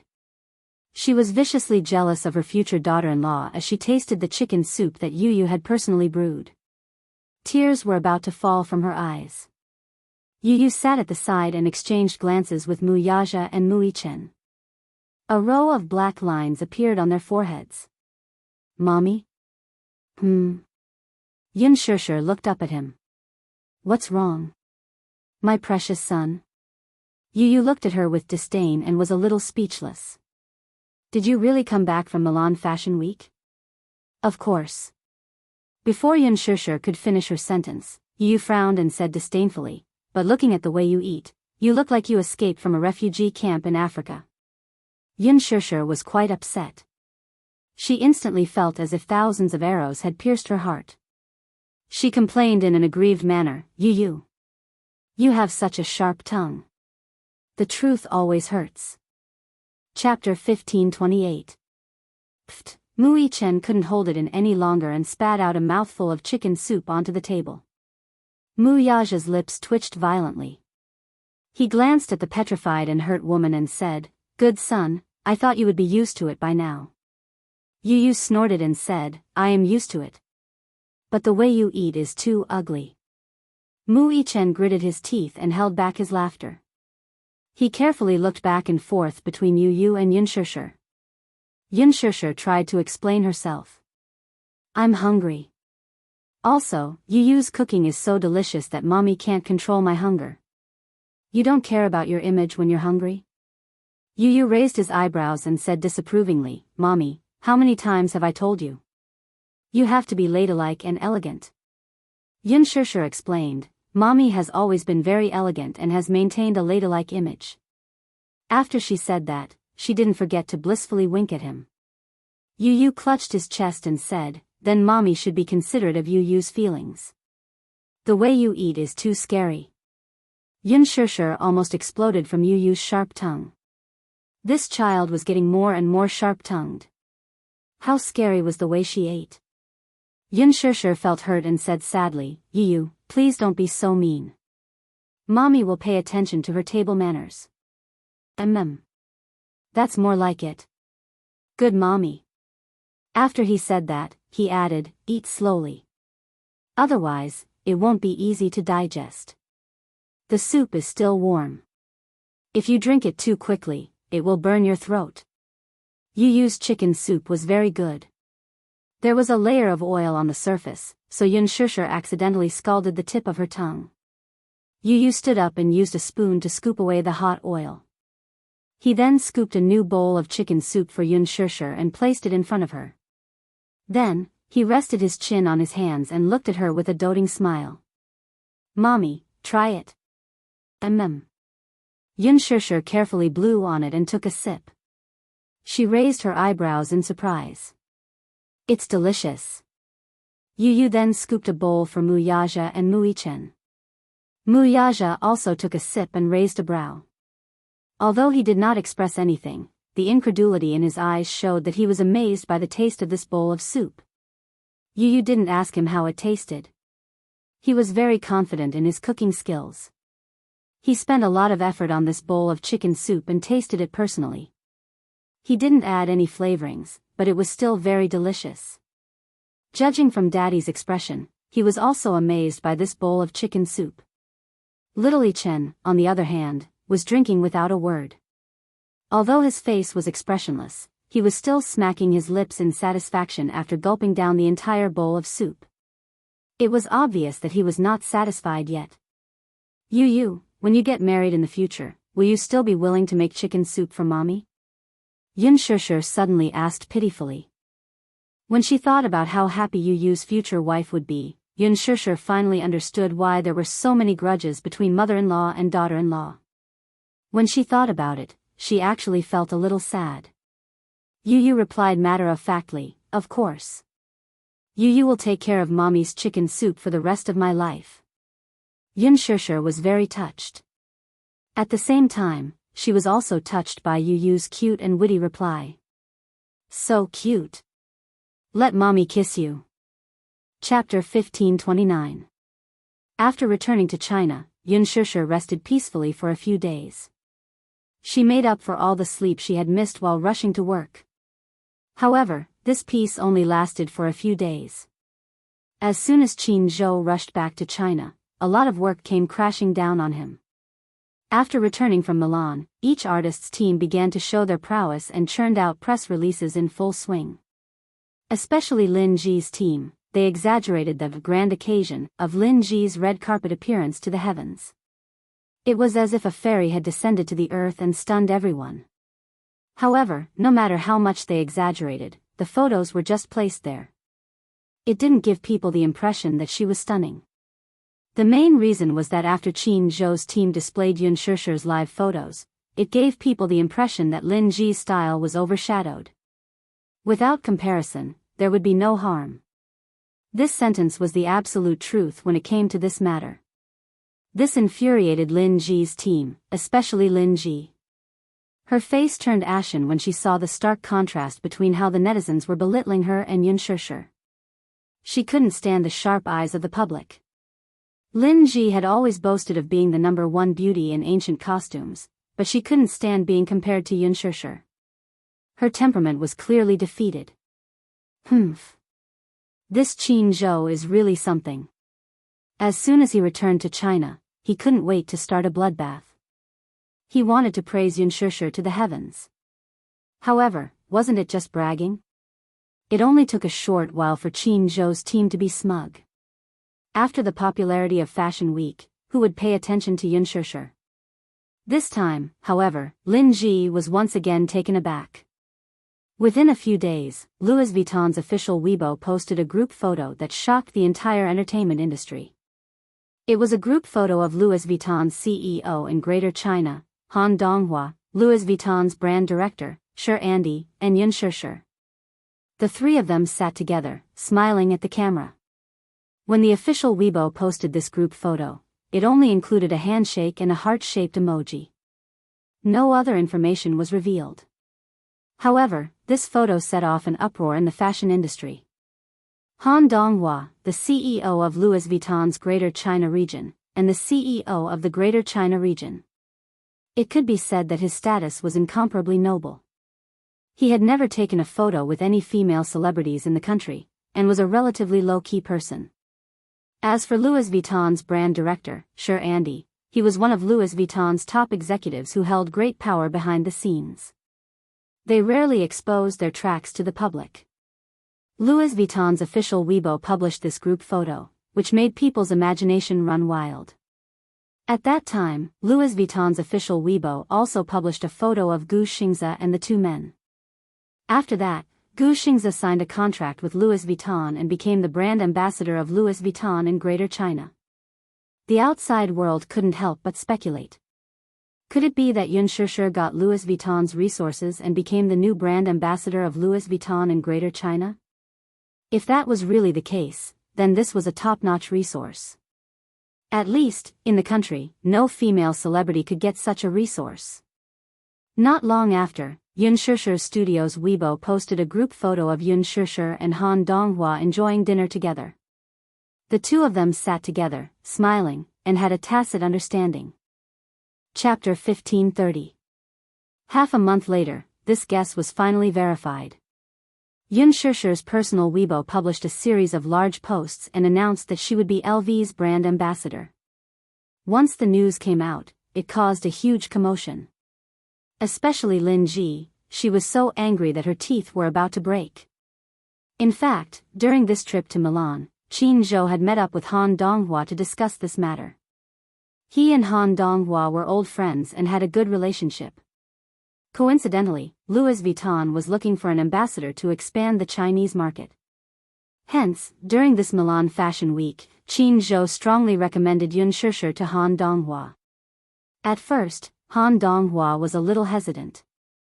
After all, Yun Shishir had just debuted not long ago. Whether it was fame or popularity, it was still very limited. However, on the red carpet, Yun Shishir's noble and elegant Oriental classical aura conquered him instantly. Han Donghua was an American-born Chinese. Although he grew up overseas, he was very obsessed with Oriental classical culture. Yun Shishir's mysterious and elegant classical aura attracted him instantly. Han Donghua mentioned this matter to Shi Andy and also mentioned Yun Shishir to Shi Andy, expressing his admiration for Yun Shishir.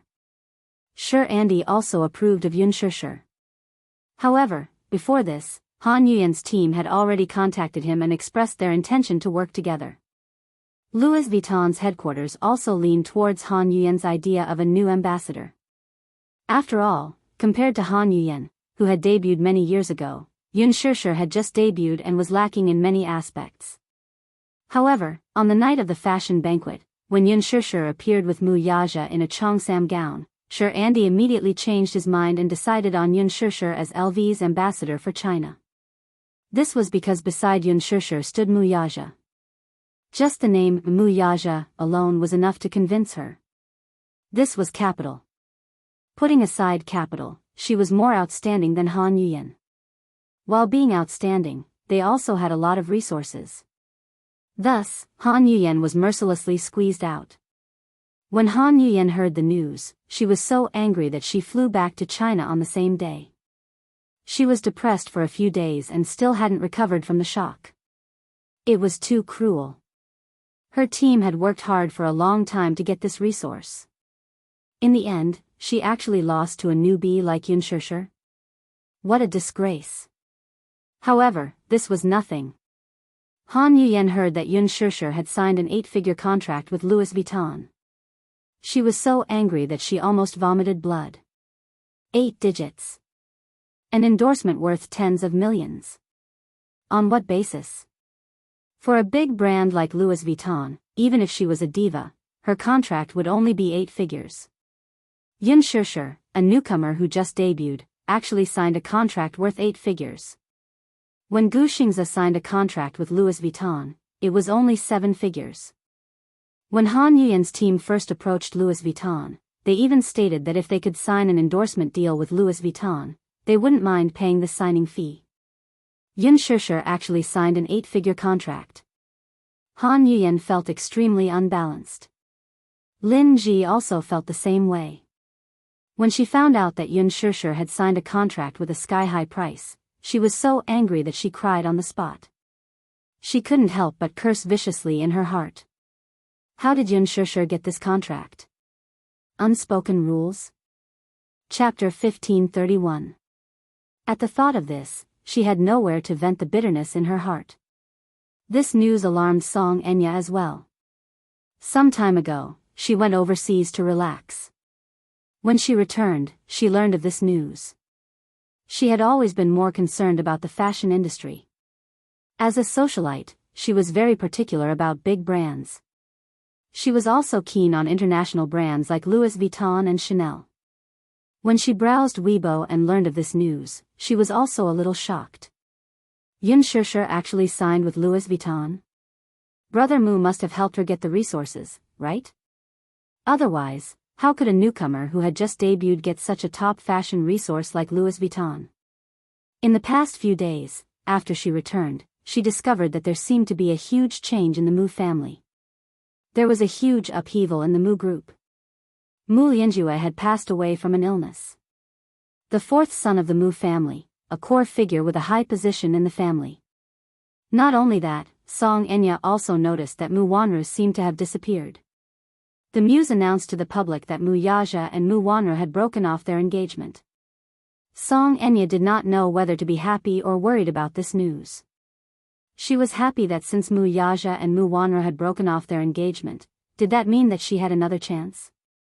However, she was worried that even if Brother Mu and Mu Wanru had broken off their engagement, so what? Yun Shishir, this stumbling block, had not been dealt with yet. At the thought of Yun Shishir, Song Enya felt that this woman was really detestable. Why was Brother Mu still not tired of her? She thought that Brother Mu would have long gotten tired of Yun Shishir. However, when she returned to the country, she saw Yun Shishir's face that made her want to strangle her to death. She was extremely disgusted. She still remembered the smug look on that B*TCH's face when she personally went to apologize to Yun Shishir for Brother Mu's sake. Song Enya felt as disgusted as if she had swallowed a fly alive. In her eyes, Yun Shishir was a lowly commoner, while she was a high and mighty noble lady. She actually wanted her to lower her head and apologize to this lowly commoner. However, for the sake of elder Brother Mu, she could endure this anger. For the sake of elder Brother Mu, she gritted her teeth and endured this grievance. The problem was that this lowly commoner actually did not accept her apology and even accused her of being insincere. Song Enya was so angry that she wanted to tear her into pieces. As a high and mighty noble lady, as the daughter of a socialite and the mayor's daughter, it was already a great favor for her to bend down and apologize to her. Not only did she not Yun Shishir, but she was also insulting her. However, this lowly commoner had Brother Mu's support and love. She couldn't do anything to her for the time being. This was what infuriated her the most. This was simply unbearable. Song Enya could not do anything to her, so she went abroad to relax. When she returned, she found out that Brother Mu and Mu Wanru had broken off their engagement. However, not long after this news was spread, Song Yunshi brought back a shocking piece of news. Enya, do you know? Mu Wanru has gone crazy. When Song Enya heard this shocking news from Song Yunshi, she was dumbfounded. For a moment, she could not digest this shocking news. What? Mu Wanru has gone crazy? Chapter 1532. Song Enya came back to her senses and pestered Song Yunshi. That can't be, right? Brother, you're lying. Why would I lie to you? Song Enya looked at him with her hands behind her back and still had some doubts. Maybe you're joking with me? Song Yunshi sat on the sofa, lit a cigarette, and took a deep puff.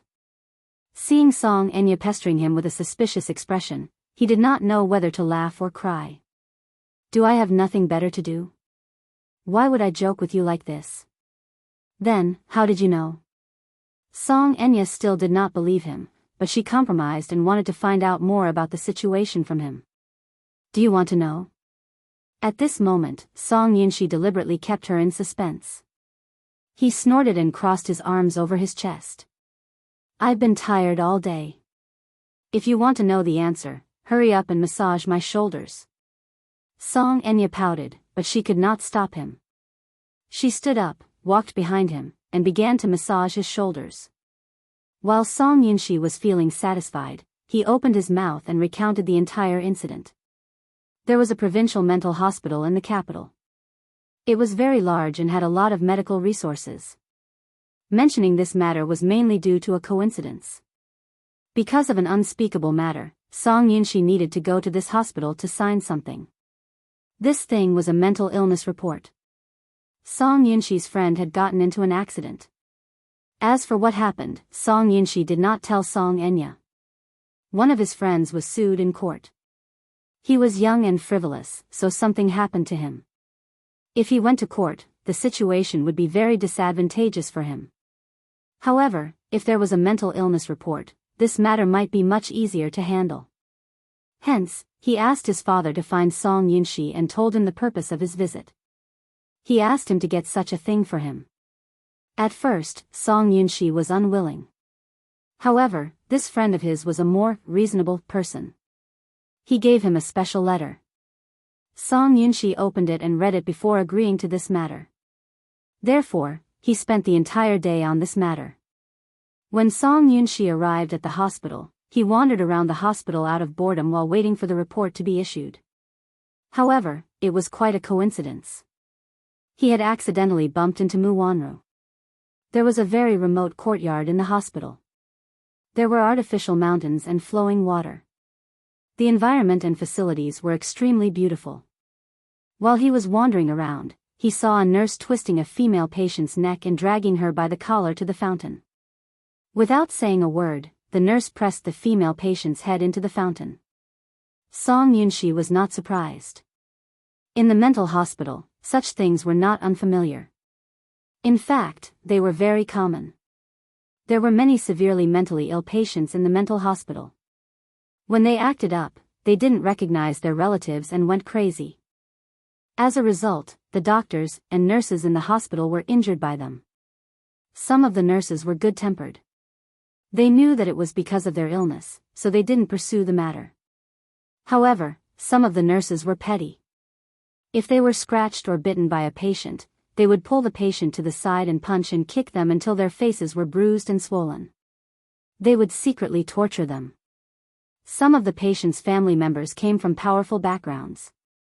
The nurses would take very thin needles and stab them fiercely to vent their anger. Chapter 1533.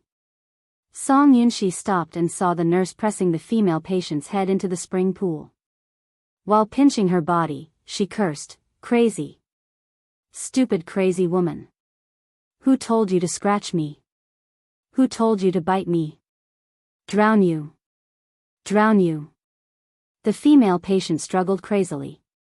Her movements were very big, and the water splashed everywhere. Song Yunshi frowned slightly. She walked forward and grabbed the nurse's arm. "What are you doing?" The nurse was shocked. She turned around and saw an unfamiliar man in a suit and leather shoes. He was dressed respectfully. She immediately stopped her movements and looked at him in fear. The crime was caught red-handed. The nurse was a little helpless and explained incoherently that, "Sir, I'm sorry to let you see such a scene. I didn't want to, but this patient is so fierce. When she's ill, she scratches and bites like a lunatic. I had no choice but to teach her a lesson." As she spoke, she rolled up her sleeves and showed him, "Look, these are all scratches and bites from her. Sir, you'd better stay away from her, lest she hurt you." The nurse was still excitedly defending herself. The abused female patient at the side fell to the side of the spring pool and lay on the pool platform. Her wet hair covered her body in a sorry state. At this moment, she was relieved and was bending over, coughing violently. Song Yunxi frowned. When the female patient raised her head while coughing, she felt that her face was a little familiar. Sending permission quickly stepped forward and grabbed her by the collar, forcing her to raise her head. However, after her hair was scattered, a familiar face was revealed. Mu Wanru. How could it be her? Song Yunxi was completely dumbfounded. The reason why she did not recognize her at first glance was that Mu Wanru was haggard and in a sorry state. Her face was sallow and thin, and her cheeks were sunken in. All kinds of scars were exposed on her skin. Her eyes were empty and lifeless, like a puppet without a soul. She looked unfamiliar. How could it be her? Why was she here? Song Yunxi was surprised and in disbelief. She asked the nurse next to her, "What's the patient's name?" "Sir, do you know her? Answer me." Song Yunxi didn't have much patience. Her face was gloomy and serious. The nurse stammered, When she was admitted to the hospital, her name wasn't registered. However, when this patient was ill, she often said a name. Whose name? What's her name? Yun Shishir. It's the same name as that popular celebrity recently, so I remember it very clearly. Upon hearing this, Song Yunxi's eyes darkened. He turned around and looked at her. With a suspicious gaze, he probed, Mu Wanru? As soon as he called out this name, she seemed to have some reaction to this name and turned her gaze towards him. You. How do you know my name? Mu Wanru was like a young and childish child. She laughed crazily a few times, pointed at him, and then pointed at herself. You know me? Song Yunxi turned pale with fright. His suspicions were confirmed. This person was Mu Wanru. But why was she here? This was a mental hospital. A place where mental patients were locked up. Chapter 1534. Why are you here? As soon as Song Yunxi finished speaking, Mu Wanru suddenly saw a nurse walking toward her from the side. She immediately panicked and hid behind Song Yunxi. She pointed at the nurse and wailed, "Devil! You devil! You're the devil who killed my child. Don't come over. Get lost. Get lost." She screamed crazily and hid behind Song Yunxi. Her eyes were wide open as if she had seen a ghost. Song Yunxi's face was filled with embarrassment. The nurse had a helpless expression on her face. She called the security department and said that the patient had sneaked out. Even when the security department escorted Mu Wanru back to the ward, Song Yunxi was still in a daze. Later, she found out from the hospital director that the patient had gone crazy due to excessive stimulation. She also suffered from a very strong paranoia and her mental state was extremely unstable. She was sent here by a mysterious person. When she was sent here, the person did not give any information about the patient and only asked the hospital to take her in. At the same time, as a condition, this person built a medical building for the hospital. Only then did the hospital director happily accept the patient. Song Yunxi knew that the hospital director was deliberately hiding it from her. She guessed that Mu Wanru must have been sent by the muse and asked the hospital to hide her identity.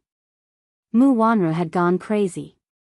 Out of humanitarian reasons, the muse sent her to a mental hospital and gave her a decent place to stay.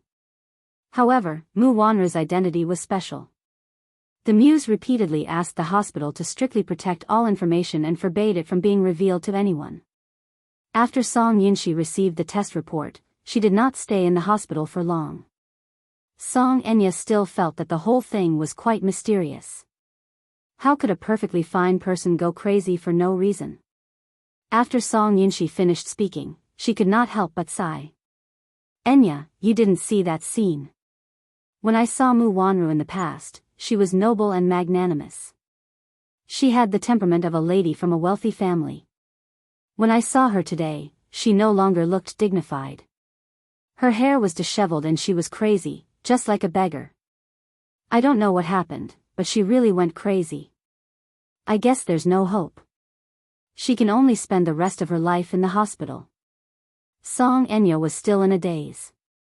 I still can't believe it. How did Mu Wanru go crazy? Which hospital is she in? Daoist Hospital. Song Yinshi replied. Song Enya seemed to be deep in thought. What? You don't believe my words and you want to see it for yourself?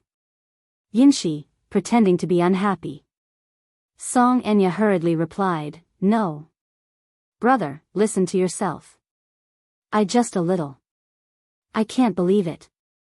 I can't believe it. What? Song. It's impossible for a person to go crazy for no reason. She must have been agitated. That's enough. You're so stupid. Don't think too much about those useless things. Song Enya said angrily, What?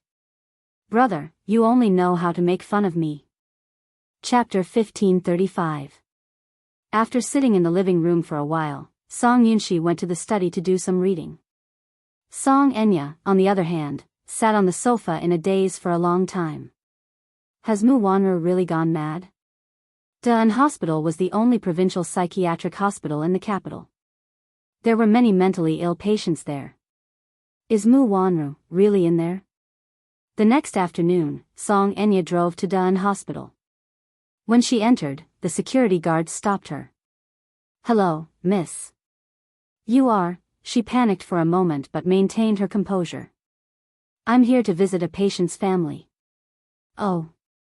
Come and register, then. The security guard instructed. She casually wrote down a name and number on the registration book and was allowed to enter. She walked to the inpatient department. As soon as she stepped through the door, she felt a chill in her bones. The lobby of the inpatient department was extremely spacious, but it gave off an extremely oppressive feeling. The wind that blew from all directions invaded his body, causing him to shudder in fear. She had heard that the psychiatric hospital was a very scary place. Even a mentally healthy person would be driven crazy by the oppressive atmosphere here. This was not a lie at all. It was really too oppressive here. It gave off the feeling of hell on earth. When she reached the third floor, she could even hear several hysterical voices from the end of the long corridor. Song Enya looked over suspiciously. The wards here had a double-layered security design, with a wooden door and a stainless steel railing blocking the outside. A mentally deranged patient was grabbing the stainless steel door and shaking it wildly while screaming. His shrill cries echoed in the corridor, making one feel inexplicably flustered. How do you do, miss? The sudden inquiry from behind startled her. She screamed uncontrollably and turned around abruptly, only to see a nurse standing awkwardly at the same spot, looking at her in confusion. I'm sorry. Did I scare you? When she saw that it was a nurse from the hospital, she was secretly annoyed at herself for making a fuss over nothing. She immediately calmed herself down and smiled. I'm sorry. I was a little frightened. It's all right.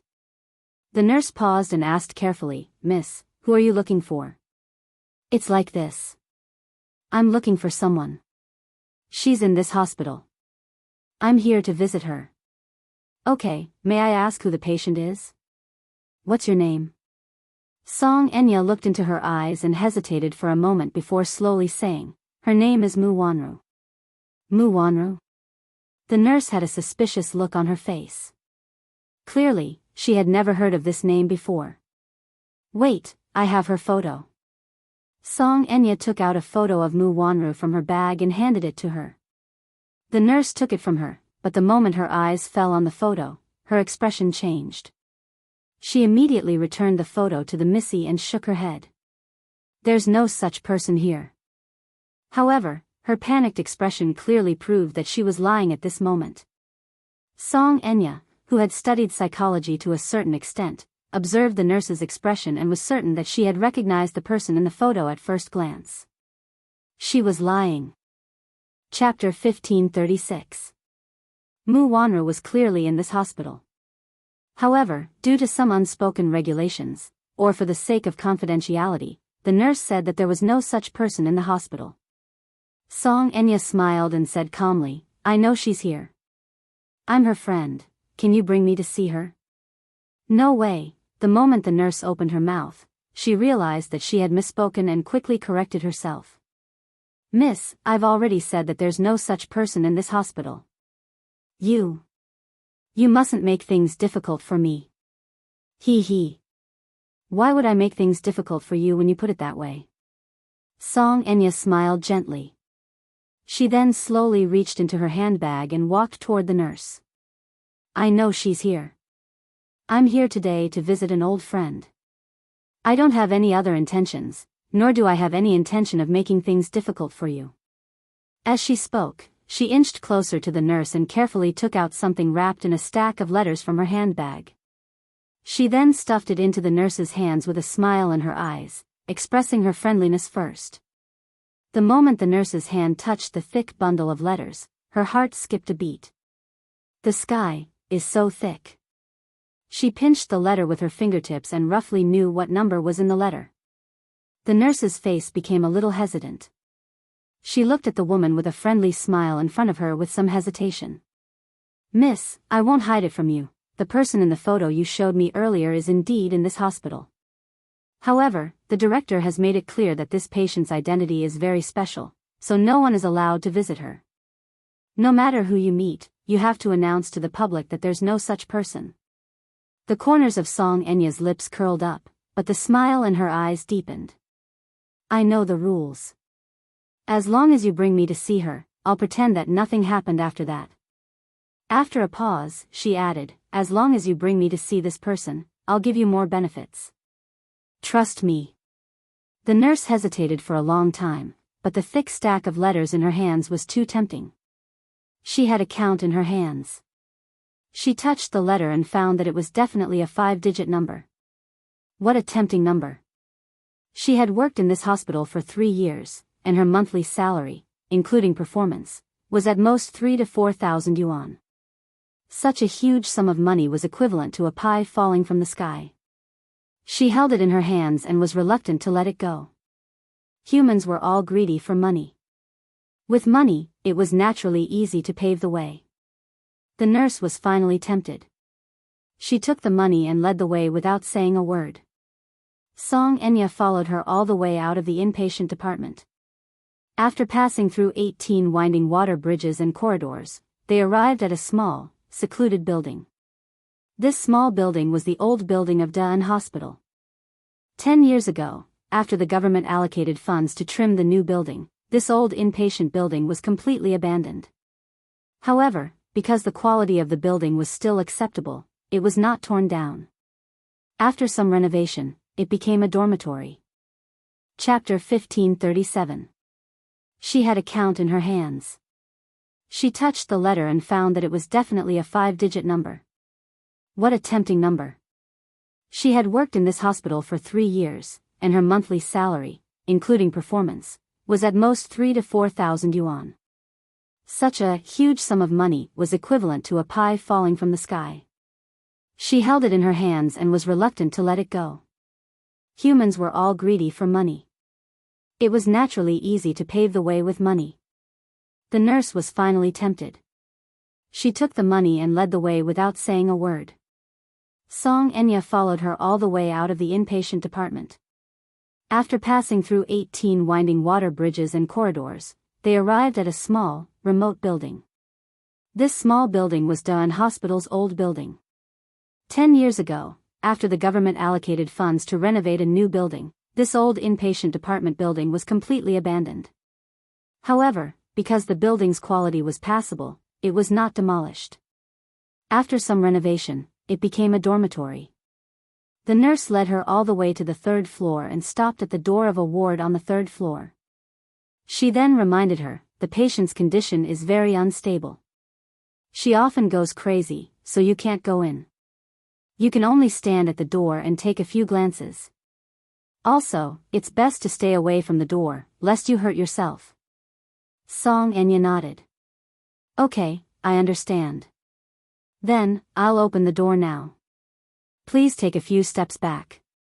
Song Enya obediently took a few steps back and watched nervously. The nurse unlocked the iron door first, then pushed open another door inside. She then closed the iron door and locked it again. Song Enya could not help but walk forward. Through the heavy metal bars, she finally saw the back of the person in the ward. She hugged her knees and sat on the bed with her back facing the door. Her whole body was trembling slightly, and her hands were constantly pulling at her hair. A piece of hair that had been pulled out was on the snow-white bedsheet. However, she did not seem to know the pain as she continued to pull at her hair, as if she could not wait to pull out all the messy hair on her head. In his memory, Mu Wanru had long hair that made people envious. It was black and shiny, with a natural and beautiful luster. But now, her beautiful hair seemed to have been cut short by a lot. It was so messy that it looked like it had been a long time since she washed it. Her hair was dirty and messy. Because it was too greasy, her hair seemed to have clumped together. She seemed to feel that her scalp was extremely itchy. She scratched and pulled at it. Some places were scratched so hard that a bald patch was left. Song Enya furrowed her brows in disgust. As soon as the door was opened, a stench from inside hit her in the face. It was as if the person had not bathed for a long time. The combination of the sour stench and the stench of excrement was nauseating. When the patient's condition is unstable, he often loses control of his bowels and excrement. His clothes are stained with his excrement, so, there's a stench in the room, the nurse explained. Song Enya was a clean freak, so when she smelled the stench, she could not help taking out her handkerchief to cover her nose and mouth. The nurse smiled a little awkwardly. I didn't have time to clean it up today. She must be filthy now. Why don't you come again next time? No need. Chapter 1538. The nurse hesitated for a long time before nodding her head. Before she left, she did not forget to remind her, don't get too close to her. Be careful that she doesn't hurt you. With that, she left. Song Enya stood at the door and watched for a while before carefully probing, Sis Wanru? The back of the person on the bed stiffened as if she had heard her voice. She then turned to stone and did not respond. Song Enya furrowed her brows and was about to speak when the person on the bed suddenly turned her head around. A face as pale as a ghost's came into view, giving her a fright. She could not help taking a step back and patting her chest, still feeling a little scared. Mu Wanru suddenly got off the bed. Her pair of empty eyes stared at her blankly, lifeless and numb. Who are you? Sis Wanru, don't you recognize me? Song Enya tilted her head, clearly puzzled. Mu Wanru looked a little timid, as if the woman standing at the door was a terrifying scourge. She leaned against the wall and trembled in fear. Don't come over. Don't hurt me. Go away, go away. Song Enya was taken aback. She remained expressionless for a long time before the corners of her lips curled up into an arrogant smirk. Don't you recognize me? Ha ha. I'm Enya. As she spoke, she sized her up with disgust.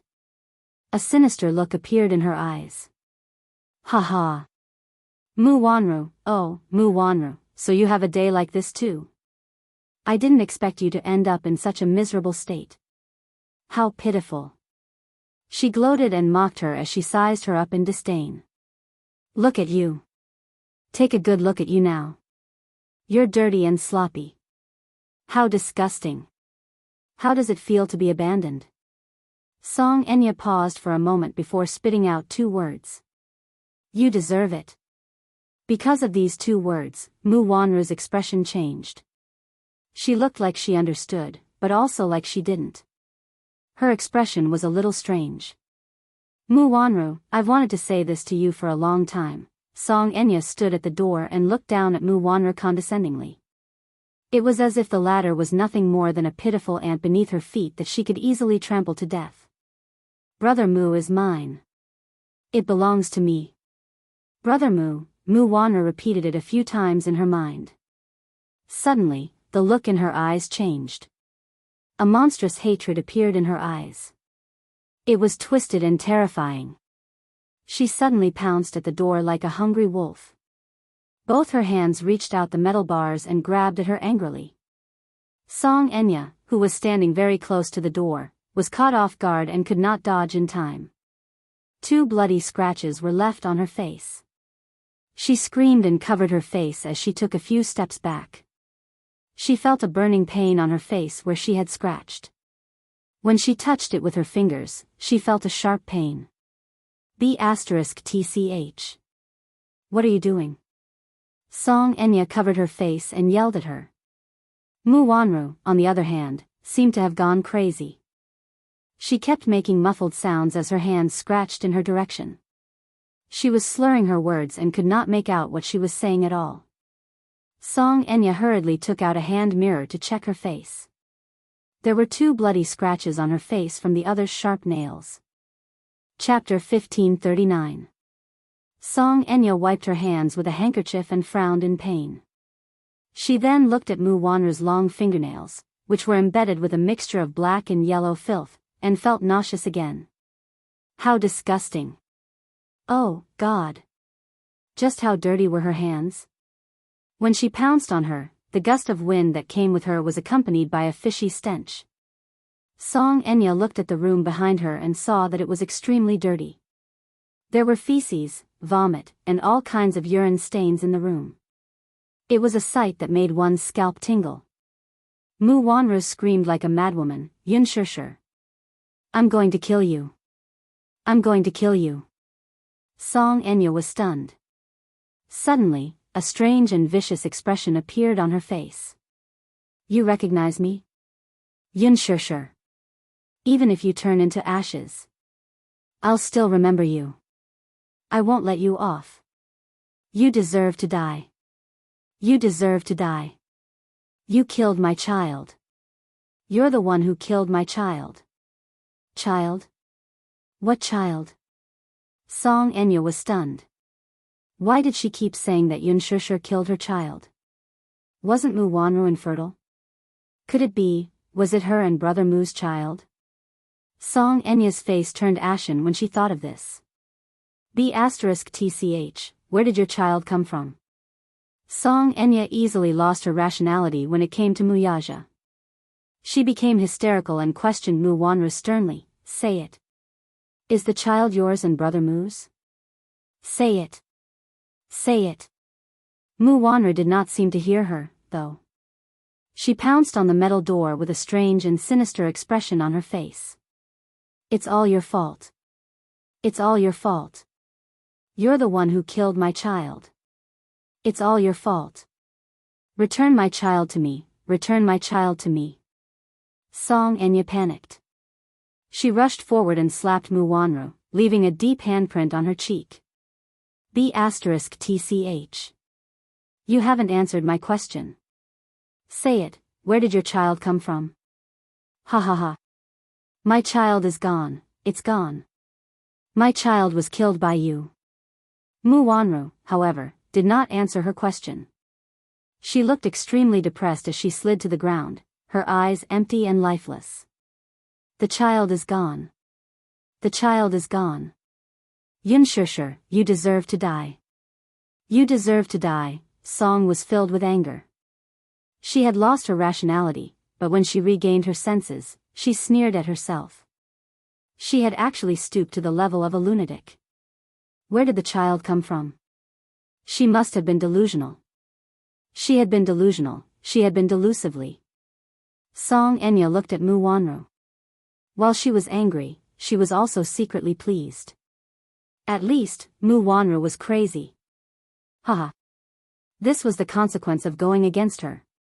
Who told you to fight with me? Song Enya suddenly cursed.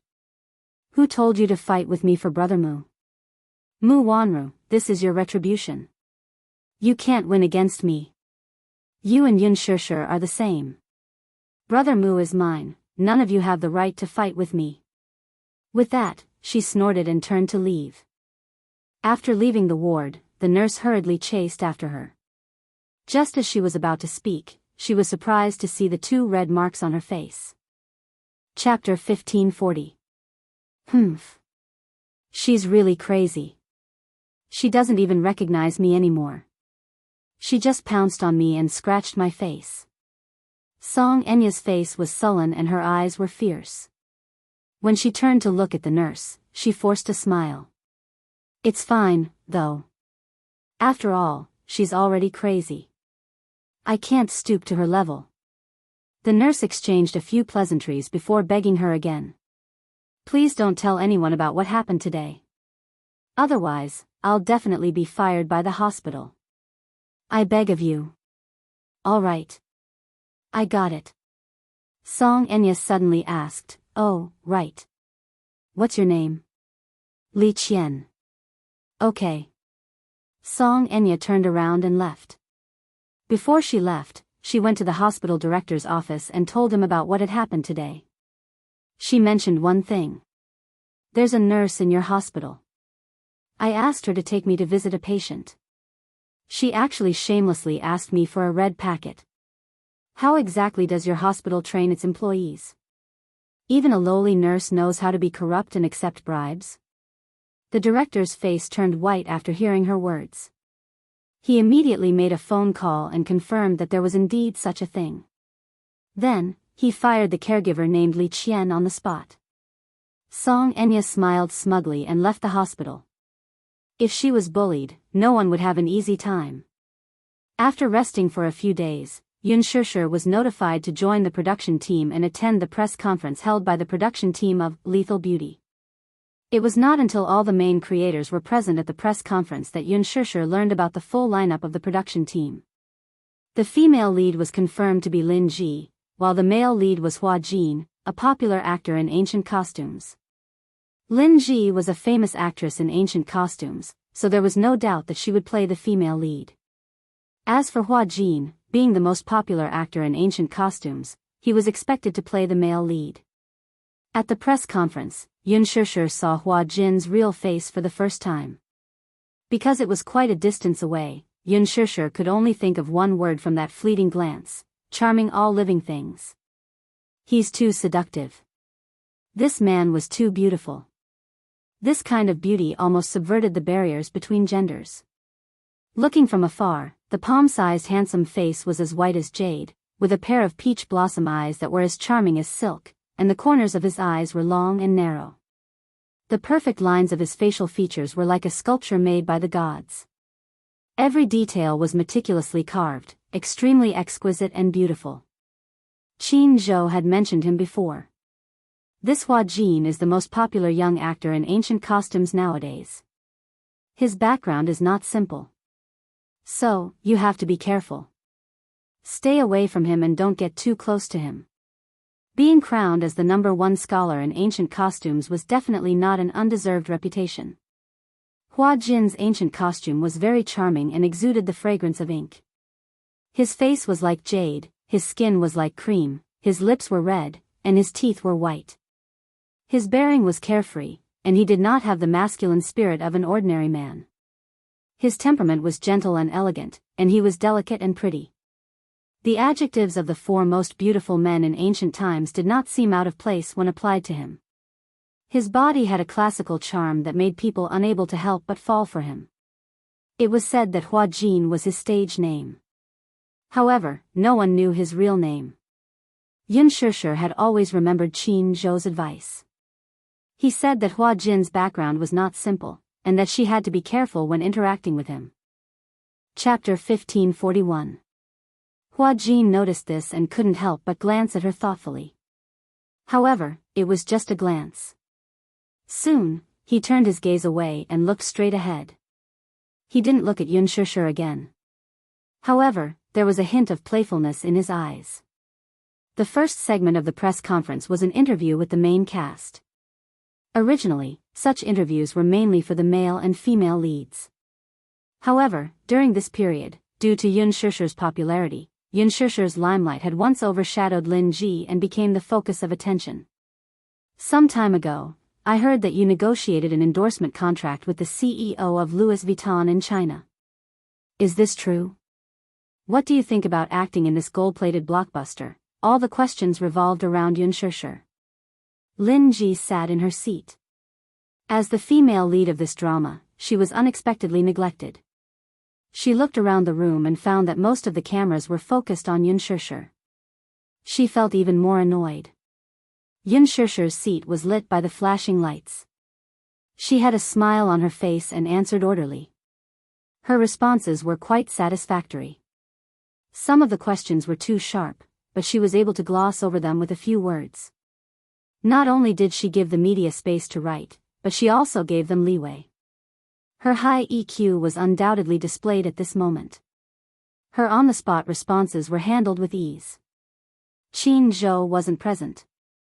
He watched the live broadcast on his mobile phone and was quite satisfied with her performance. However, Lin Ji was a little dissatisfied. These reporters really didn't know their priorities. She was the backbone of the production. Yun Shirshi was just a supporting actress. Why was she being paid so much attention? In order to be able to outshine all the other female stars at this press conference, she deliberately dressed up grandly. She was gorgeously dressed and had exquisite makeup. She wanted to win the attention of the audience at this interview. In the end, she was dressed so grandly, but the cameras were not focused on her. Wasn't this a little too much? What was wrong with the production team? Didn't they inform the media in advance? She was the female lead. The only female lead in this drama. Yun Shirshi was just a supporting actress, a vicious supporting actress. Why was she receiving so much attention? The female lead was actually less popular than a supporting actress? This was too unreasonable. Lin Ji sat in her seat. Because of her anger, her whole body was stiff, as if she had been petrified. The lines on her shoulders were trembling faintly. Although she tried to force a smile on her face, the anger in her heart was surging more and more violently, and she was almost unable to suppress it. However, for the sake of the overall situation, she could only forcefully endure it. However, the displeasure in her eyes could not be concealed. As a result, when it was rare for the media to interview her, her attitude was quite unfriendly. Her tone was very harsh, and she even retorted with some sharp questions. As a result, the media was even more unwilling to interview her. On the other hand, Yun Shirshi's ability to react quickly in the forest made the media more willing to interview her. Because of her interaction, the audience was laughing non-stop. Yun Shirshi was someone who knew how to show off her burdens. Her answers were witty and humorous. She was not as coy and pretentious as other actresses. She was reserved and witty at the same time. The media was amazed. This Yun Shirshi's EQ was too high. Chapter 1542. Halfway through the meeting, a media reporter suddenly raised his hand and asked a very difficult question. It said that director Gu originally wanted to cast you as the female lead, but you ended up playing the supporting role. How do you explain this rumor? Yun Shirshi was stunned for a moment. Lin Ji and everyone else present were stunned. Except for Hua Jin. He looked at Yun Shirshi, and a playful look appeared on his face, which was more exquisite and beautiful than a woman's. He rested his chin on his hand and looked at her meaningfully, secretly anticipating her response. Lin Ji also stared at Yun Shirshi, wanting to see how she would answer this question. This question was very tricky.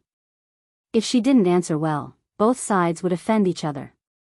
Yun Shirshi pondered for a moment, then said with a smile, I discussed with director Gu and decided on this role. As an actress, I definitely want to play a challenging role. I really want to try this character. I feel that this character has a lot of tension, and I also hope to conquer her. So, those rumors can be said to be false. The matter of me being the female lead is false. It's probably made up by someone with ulterior motives. As soon as this answer came out, the director and producer sitting beside her smiled knowingly, but Lin Ji secretly snorted. Yun Shishir's answer didn't disappoint her. It seemed that she still had some sense of propriety. Hua Jin, on the other hand, lowered his eyelashes in disappointment. He pursed his lips, feeling bored. He originally thought that there would be a good show to watch. In the end, he didn't expect Yun Shishir to be so obedient. How boring. After the press conference ended, the crew opened a WeChat group and invited the main cast to join. As soon as they joined the group, Hua Jin sent 10 red packets. Good luck with the filming. There was a neat line below, "Thank you, Flower God." Thank you, boss. Flower God, this was Hua Jin's fan club's nickname for him. The first period drama he starred in was called Fu of the Flower God, and his stage name was Hua Jin. He was also a super popular period drama prince. Therefore, the fan group gave him the nickname Flower God. After leaving the venue, Yun Shishir went to the bathroom. When she came out, she bumped into Hua Jin, who was standing at the door. Hua Jin was 182 meters tall, but his figure was a little slender. He had the delicate beauty of a classical handsome man. Yun Shishir was 165 meters tall, and her height reached his neck. She didn't notice when she went out and bumped into his collarbone. Ugh, Yun Shishir was shocked and took a step back. When she looked up and saw that it was him, her expression froze. Hua Jin, on the other hand, smiled as he sized her up. His eyes were like water, especially deep. At the same time, it frightened people's minds, and at the same time, his smile was extremely charming, making people feel numb to the bone. Looking at him up close, even though she was prepared, she was still shocked by his beauty. He was too beautiful. The 4 great handsome men in ancient times were probably just like him. He did not have Mu Yaja's regal aura, nor did he have Gu Xing's aloof demeanor. Instead, he had the elegance and grace of a classic handsome man, as well as a jade-like beauty. On his body, there was a feminine temperament that didn't belong to his gender. His face was like the mid-autumn moon, his hair was like a knife, his eyebrows were like ink, his eyes were like autumn waves, and his thin lips were like cherry blossoms, soft and beautiful. Chapter 1543. He was wearing a white shirt today and looked like a flawless jade statue. Even if he was just standing there quietly, he still looked handsome and charming, giving people a sense of nobility. However, that pair of eyes gave people an inexplicably unfriendly feeling. He looked at her with a smile and didn't say a word. It was as if he was sizing her up. The atmosphere was a little strange. "Why are you here?" She smiled awkwardly and exchanged pleasantries. Hua Jin still didn't say a word. He just looked at her as if he could see through her skin and bones, looking into the depths of her soul. This person was so strange. He blocked the door for no reason and then stared straight at her. She didn't know what he was trying to do. It was really baffling. I'm in a hurry to leave. Is it convenient for you to let me through?" Yun Shishir said in a friendly manner. Her tone was very polite. Hua Jin, however, remained unmoved. This person was so rude. Qin Zhou said that Hua Jin was especially difficult to get along with. Moreover, his background was not simple and he had a strong backing. Although she didn't know this person well, Qin Zhou definitely had his reasons for asking her to keep a distance from Hua Jin. Hence, she didn't want to exchange pleasantries with him. "I'm sorry, I'll make a move first." After Yun Shishir said that, she wanted to leave. She had just taken a step when Hua Jin moved his body slightly and blocked her way.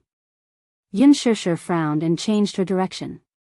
Hua Jin pretended to be natural and leaned against the wall, blocking her way. She looked up in surprise but saw that he was still looking at her calmly with a smile. However, there was a playful look in his eyes, as if he was enjoying it. "Is there anything you want?" she asked. Hua Jin didn't respond and only shook his head slightly. Yun Shishir was in a deadlock with him for a few seconds. Catching him off guard, he rushed out like an arrow leaving the bowstring. This time, Hua Jin did not stop her. Yun Shishir looked back at him, only to see that he was still in the same position as before, not turning around. She inexplicably scolded him in her heart, then turned around and left. After she left, Hua Jin slowly turned around and looked in the direction she left. He raised his eyebrows and smiled enchantingly. This is fun. Mu Shi's car was waiting for her at the entrance of the underground parking lot. Yun Shishir hurriedly got into the car. Mu Shi, however, sensed that something was amiss with her expression. Glancing at her, she saw that the latter looked displeased and angry. What's wrong? Shishir? She asked nervously, did someone bully you? No. Yun Shishir paused for a moment and then said angrily, I just met a strange person. Who is it? Hua Jin. When Yun Shishir said this name, a subtle expression appeared on Mu Shi's face. It was indescribable and gave people a strange feeling. It gave people the feeling that Mu Shi was in awe of him and also had a complicated admiration for him. Hua Jin. What did he do to you? Nothing. Yun Shishir couldn't be bothered to say. It's not a big deal. Let's not talk about unpleasant things. Don't be angry. Hua Jin is indeed not easy to get along with. Mu Shi comforted her. He's not easy to get along with? Yes. Yes, his personality is very strange. Why do you and Qin Zhou say that? Chapter 1544. That's because he's very arrogant and unpredictable. He does everything according to his temperament. He's also known for his vicious tongue, even more so than Qin Zhou's. In that case, Yun Shishir raised a brow. With his personality, he'll be at a disadvantage in showbiz. Disadvantage? That's for others. Hua Jin won't. What do you mean? She explained, that's because he has a strong backing. How strong? In any case, he has a very strong backer, but we can't say who that backer is. She drove the car out of the car park. After paying the fare, she added, Qin Zhou wants you to keep a distance from him. He's probably afraid that you'll be banned if you get too close to him. What do you mean? That backer of his isn't someone to be trifled with. If you must describe it. Shishir, have you seen the ancient poetry queen's male pet? Male pet? Yun Shishir furrowed her brows as realization dawned on her. She continued. Hua Jin is that man who's favored by the queen. He actually doesn't come from a good background, but with that backer backing him, no one dares to offend him. Those female stars who were involved in scandals with him in the past were all banned and disappeared without a trace. He was probably suppressed by the sugar daddy behind him. That's why Qin Zhou told you not to get too close to him, lest you get targeted. Yun Shishir, there was such a thing. Actually, many popular artistes have backers behind them. Some of them are obvious at a glance, while others you can't figure out, so you'll have to stay away from them. Generally speaking, the more mysterious the backer's identity is, the more complicated his background is. Most of them have connections with the government. The identity of Hua Jin's backer has always been a mystery. That's why. Qin Zhou's advice has its reasons. It was no wonder that Lin Ji, who loved to ride on people's coattails, would take a detour when she saw Hua Jin. Yun Shishir, however, shuddered. Don't think too much. Once you're in the production team, you just have to be careful. Mu Shi comforted her with a smile. Yun Shishir nodded. When Hua Jin left the venue, a luxurious convertible sports car was parked in the parking lot, waiting quietly. He walked to the car door and knocked on the window. The window slowly lowered, revealing the face of a woman with exquisite makeup. Are there any reporters behind you? Hua Jin shook his head and smiled. No. Get in. Hua Jin opened the door and got into the car. Before he could fasten his seatbelt, the woman's figure stuck to him like a seductive snake spirit. She gently sucked on the corner of his lips and licked it with the tip of her tongue. Jin, I haven't seen you for a few days. Did you miss me? Yes. I miss you too. The woman led his hand to her beautiful place.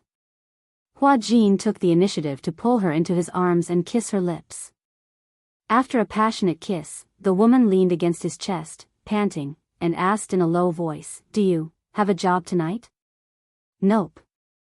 "Accompany me, okay?" "Hua Jin, aren't you going home tonight?" "No. I quarreled with my dad." The woman was a little angry. "He wants me to cut ties with you. How can I do that?" "Jin, I want to be with you for the rest of my life and never be separated." Hua Jin hugged her but did not say a word. Chapter 1545. How is that possible? Hua Jin raised his eyebrows and smiled faintly. "Xiaoya, you are the most important person in my heart. No one can replace you." The woman's eyes suddenly became hot. She hugged him excitedly and gave him a deep French kiss. In the hotel, on the king-sized bed, Spring was enchanting. At the bedside, two hands were entwined with their fingers interlocked. Amidst the panting sounds, a woman's satisfied moans could be heard. The bed sheets were crumpled into a ball and were extremely messy. After making love, the sound of running water could be heard from the shower. Hua Jin sat at the head of the bed, holding a cigarette. Half of it was playing with it, and the other half was inhaling steadily. His eyes were staring blankly ahead. On his extremely beautiful face, there was laziness and carelessness after making love. Under his wet and messy hair, a pair of peach blossom eyes were slightly misty. In the lingering smoke, they gradually deepened. In the ashtray at the head of the bed, a few cigarette butts were stubbed out. The white bedding covered his naked body. He suddenly opened it and turned over to get out of bed. He put on a bathrobe and walked to the window. He slightly lifted a corner of the curtain and looked down at the night view of the city. In his mind, Xianxia's sullen face suddenly flashed. Hua Jin felt that it was extremely interesting. He couldn't help but smile. This girl, inexplicably, felt very interesting. Suddenly, a woman's warm body pressed against his back. "Who are you thinking about?" Hua Jin retracted his thoughts and looked back slightly. The woman hugged him from behind with a coquettish expression. "I'm thinking about you." The woman's face was slightly shy. "Why are you so slow?" "Jin." The woman's red lips moved and escaped. "I saw your press conference today." "Oh." His tone suddenly became cold. He said disapprovingly, "What's so good about the press conference?" When the woman mentioned the press conference, an inexplicable anxiety suddenly appeared on her face. "I saw that when the camera turned to you, you were staring at that woman, right?" Hua Jin asked knowingly, "Which woman?" "That's the one in white. She's called sure something. I don't even remember her name." Hua Jin remained silent, not saying a word. The woman felt a little wronged by his perfunctory attitude.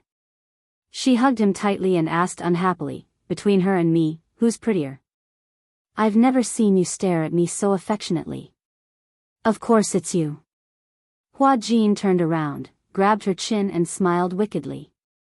"No one can compare to you." The woman blushed and couldn't help but pout. "Jin, do you know? I love that mouth of yours. It's so sweet." When Hua Jin heard this, his smile deepened. "Do you know? I like your mouth too." Hua Jin bit her earlobe and said in an ambiguous voice, "Sometimes, you bite really hard." The woman wanted to say something but stopped herself. She was shy and coquettish. She pushed him, but there was a sweet smile on her face. Hua Jin held her in his arms. However, from an angle that she couldn't see, his enchanting eyes were slightly cold and indifferent. His face was no longer as passionate as before, but a little cold. There was a hint of weariness between his eyebrows. When Xianxia returned home, she saw Yu and Xiao Yichen in the living room, tearing apart the package in full swing. She entered the house quietly, so the two little guys who were getting excited did not notice her. Chapter 1546. Xianxia purposely kept quiet. She walked behind them and watched their every move quietly. Yu Yu and Xiao Yichen did not notice the person behind them. They were still unpacking their packages. Some time ago, there was a shopping carnival on the online shopping website. Many items were greatly discounted and the prices dropped to freezing point. In a moment of carelessness, Yu Yu ended up spending tens of thousands of yuan in his shopping cart. Xianxia was now a popular public figure. Because of this, she rarely had the chance to take them out on the streets. Therefore, the two little guys took advantage of the shopping carnival and spent tens of thousands of yuan in front of the computer for the whole afternoon. Of course, they used Mu Yaja's credit card. Mu Yaja did not know about this. However, tens of thousands of yuan was just a small amount to him. Yu Yu bought a lot of things. However, because of the carnival, many express delivery companies were out of stock. Therefore, the packages were delivered a week later than usual. Yu Yu and Xiao Yichen had signed more than 80 packages from morning till night. More than 80 packages. Yu Yu did not expect him to buy so many. He had suffered too much in the past. Therefore, even though he was young, he knew how to calculate carefully. When he saw that the price was right, he would place an order. When he signed for the packages, he was so tired that he almost vomited blood. At night, the two little guys sat in the living room and started to unpack the packages one by one. Yu Yu had already unpacked a few packages. They were all clothes that he bought for himself and Xiao Yichen. The designs were exactly the same, but the sizes were different. Xiao Yichen tried them on and found that they fit perfectly. It was Xiao Yichen's first time shopping on the internet. He was as excited as a little bird. In his mind, if he wanted to buy something, he could just go to the Mu Group's shopping mall. If he wanted something, he could just take it and put it on the company's account. However, Yu Yu's shopping experience was an eye-opener for him. How interesting. As he watched Yu Yu haggle with the shop owner, Xiao Yichen felt as if he had opened the door to a whole new world. He felt that it was extremely novel. Especially when Yu Yu talked about something that made him feel inconceivable. He even started to feel sorry for the shop owner, but he still asked for a few gifts from the shop owner. He said sympathetically, Yu Yu, you bargained too much. It's not easy for them to do business. Yu Yu was dumbfounded. Xianxia watched quietly, feeling that the two little guys were really interesting. However, in the next second, her face stiffened, and her expression twitched. Yu Yu virtuously picked up a bra and held it up high. Xiao Yichen, does this look good? Xiao Yichen was stunned. Bra? Yu Yu raised her eyebrows and said, yes. I picked it for mommy. What do you think of the design? It looks pretty good. Mommy hasn't shopped in a long time. She needs new underwear. That's why I picked a few for her. As Yu Yu spoke, he picked up another bra while Xianxia was dumbfounded. This one looks good too. The design is very reasonable. Mommy will definitely feel comfortable wearing it. Xiao Yichen pursed his lips and said honestly, I don't know much about this. Humph. What do you know? Chapter 1547. Humph. Idiot, piggy. What else do you know other than eating, drinking, and sleeping? Yu Yu picked up another lacy underwear. I bought a lot of underwear for mommy. I was afraid that she wouldn't like it, so I bought one of each design and let her take turns to change. Xiao Yichen suddenly scratched his head and whispered, still, I feel that mommy will feel embarrassed if you buy so many underwear for her. Xianxia, who was behind him, was petrified. It was more than just embarrassment. It was simply too shameful, shoo. If you don't say it, who will know? Yu Yu looked at him in disdain. He paused for a moment and then tidied up the stack of bras. When the time comes, I'll secretly stuff these into the wardrobe. She'll definitely think that her assistant bought them for her. This way, she won't suspect me. She would follow Qin Zhou's orders every week to buy clothes for Xianxia. From underwear to gowns, she would buy everything from the inside to the outside. Xiao Yichen picked up another bra, looked at it, and touched the material. The texture was soft. Is there anything particular about the design you mentioned? Yu Yu frowned and said disdainfully, "Of course, there's something particular about it." "Oh? Tell me about it." Xiao Yichen propped his chin on his hand and looked at her, expressing his eagerness for knowledge. "The bras mommy is wearing now have steel rims. I've done some research. For mommy, it's best not to wear steel rims when wearing bras. It's uncomfortable and not good for your health. That's why I secretly threw away those bras with steel rims." Yin Shishir's eyes twitched hard the moment Yu Yu finished speaking. How is this little guy so smart? He even knows about this. Indeed, the bras she was wearing recently had steel rims. Steel rims had the effect of gathering, so Mushi had been buying them in bulk for her. However, the ones that were truly beneficial to her health were those that did not have steel rims and did not have a sense of pressure on her breasts. Indeed, the steel ring bra was very uncomfortable, and sometimes, when the steel ring was deformed, it would cause pressure on the outline of the asterisk asterisk asterisk. The little guy was so attentive. How did he even think of this point? Who could tell her how to accept this reality? Her son actually bought a bra for her. What was going on? While she was lost in the wind, Xiao Yichen grabbed another well-packaged item. She weighed it in her hands and realized that it was quite heavy. What is this? Xiao Yichen curiously looked at Yu Yu with a heavy package in his hands. Yu Yu looked up and glanced at the label. Suddenly, she smiled slyly. "Dear brother, this is a present for you." As soon as he finished speaking, little Yichen's eyes lit up with a ba sound. After waiting for so long, Yu Yu's gift was finally here. Oh my God. His younger brother had secretly bought him a present. What could it be? Xiao Yichen curiously held the package in his hands. His face was full of excitement, and he could not bear to open it to take a look. Seeing how treasured he was, a deep smile appeared on Yu Yu's face as he stroked his head lovingly. "Do you like it?" "As long as it's from Yu Yu, I'll like it." "That's good, then." Yu Yu was satisfied with his answer and then said, "Open it and take a look." Okay. Chapter 1548. Duong. Under Xiao Yichen's excited gaze, 10 extracurricular exercise books came into view. Wow, all of a sudden, it was as if ice water had poured over his head. All of his anticipation and enthusiasm were extinguished. The excitement in his eyes turned into ashes, as if 10,000 plants had withered. Yin Shishir wanted to laugh when she saw this scene, but she tried her best to hold it in. The conversation between the two little guys was too funny. She did not expect that Yu Yu would buy a stack of exercise books for Xiao Yichen. When she saw Xiao Yichen's disheartened face, she covered her mouth and tried her best not to laugh. Xiao Yichen was still immersed in the heavy blow. "What's this?" "This is my gift to you." Yu Yu patted his shoulder considerately.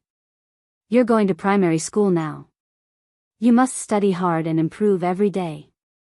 These words extinguished all the excitement in his heart. "That's not fair," Xiao Yichen pouted and complained. "You gave mommy such a thoughtful gift, but why did you give me this?" Extracurricular exercise books, to him, they were like a nightmare. "Then what did you buy for daddy?" "Yes." Yu Yu began to rummage through the pile of parcels.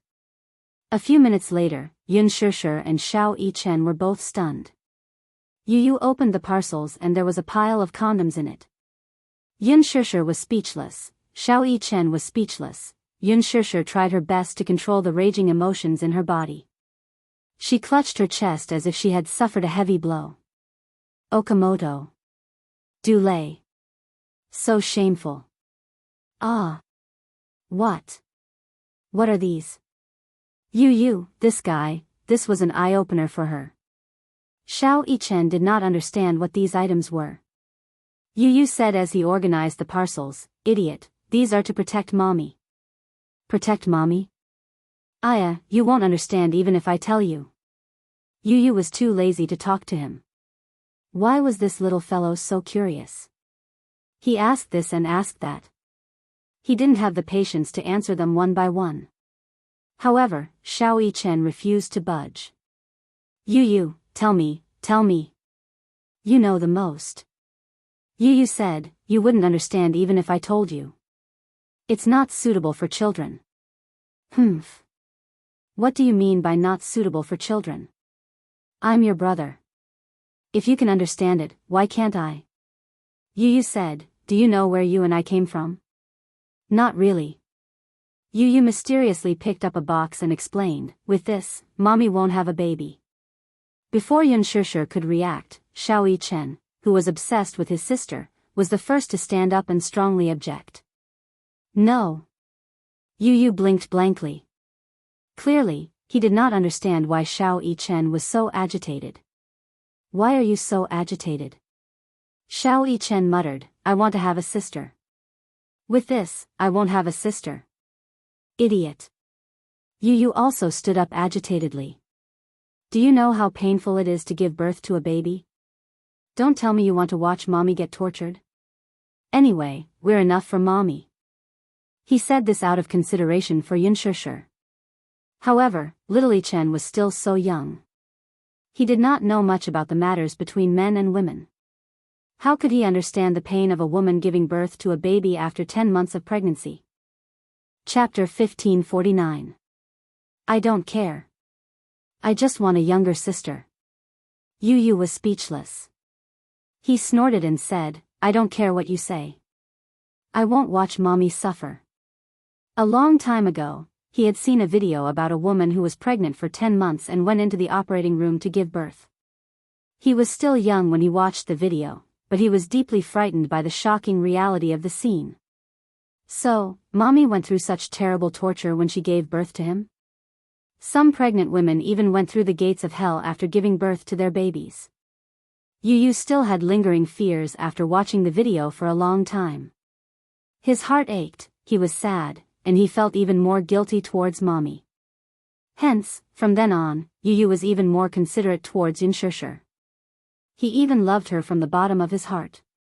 Because Mommy gave birth to him at the cost of her youth and pain. He had to dote on her even more. Xiao Chen did not understand. He looked at Yu in disdain and suddenly said meaningfully, Humph. I got it. What do you mean? You're obviously worried that Mommy will take away your love after giving birth to a younger sister. I'm just worried that you'll have a younger sister to compete with you for love.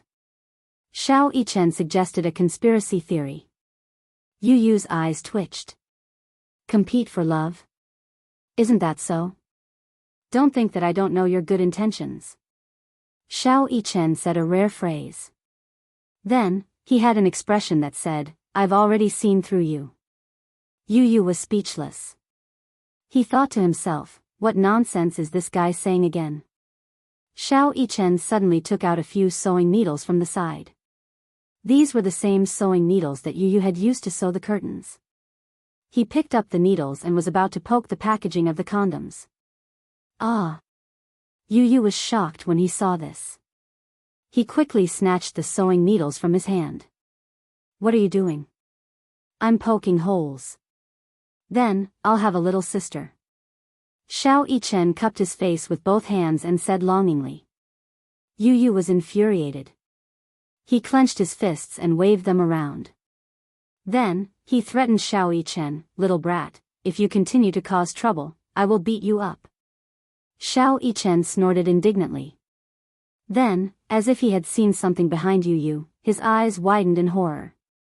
He was so scared that his shoulders began to tremble. What happened? Yu said in surprise. All he did was threaten him, and he was scared to this extent? When did Mui Chen become so timid? Mom. Mom, Xiao Chen trembled as he spat out a few broken characters. The boy could not help but follow his line of sight and look behind him. Then, he saw Yunshishu standing behind him. Her face was ashen. Yu, a sinister voice could be heard. It was obvious that a certain woman was very angry at this moment. Mom. Mommy, Yu swallowed with much difficulty and called out to her. Yunshishu snorted coldly and frowned. Yu and Xiao Chen hugged each other in fear for warmth. Their teeth were chattering. Before they could dodge, Yunshishu reached out and pinched each of them by their ears. Wah wah wah, Bang. Chapter 1550. Tell me, who bought all these? She pointed at the pile of packages on the floor. Among them, the white Okamoto suit was the most eye-catching. The moment Yun Shishir pointed at the box of suits, Yu Yu's face flushed red. He pursed his lips awkwardly. Little Chen, on the other hand, discreetly pointed his finger at Yu Yu, reminding his mother of the person who had bought these things. In any case, he wanted to shirk all responsibility. He tried his best to widen his eyes. Blinking pitifully, he looked at Yun Shishir innocently. His pure and clear eyes seemed to be telling her, "Mommy, I'm really innocent. I didn't buy all these things, I didn't buy them." Yun Tianyu caught a glimpse of Xiao Yichen's finger secretly pointing at him. It was obvious that the latter was betraying him. He shot him a cold glance as if giving him a silent warning. Rather than calling it a warning, it was more appropriate to call it a threat. Sensing the coercion in his younger brother's eyes, little Chen bit his pink lips. His outstretched little finger could not help but succumb to his tyrannical power. Feeling wronged, he curled it up and pitifully retracted it back into his sleeve. Yun Shishir took note of this little action. Although she was angry on the surface, she did not know whether to laugh or cry inside. These two little fellows, every time she was angry, they always had the ability to make her lose her temper easily. Yu Yu actually knew how to threaten her older brother. This was not simple. Yu Yu, Yun Shishir angrily asked, "What did you buy all these things for?" "Daily necessities." Yu Yu's face was obviously trying to curry favor with her. "Mommy, I bought you a space capsule. You work so hard, but you can sit in it and have a massage when you come back. It's very comfortable." "How much does the space capsule cost?" Yu Yu answered honestly, $30,000.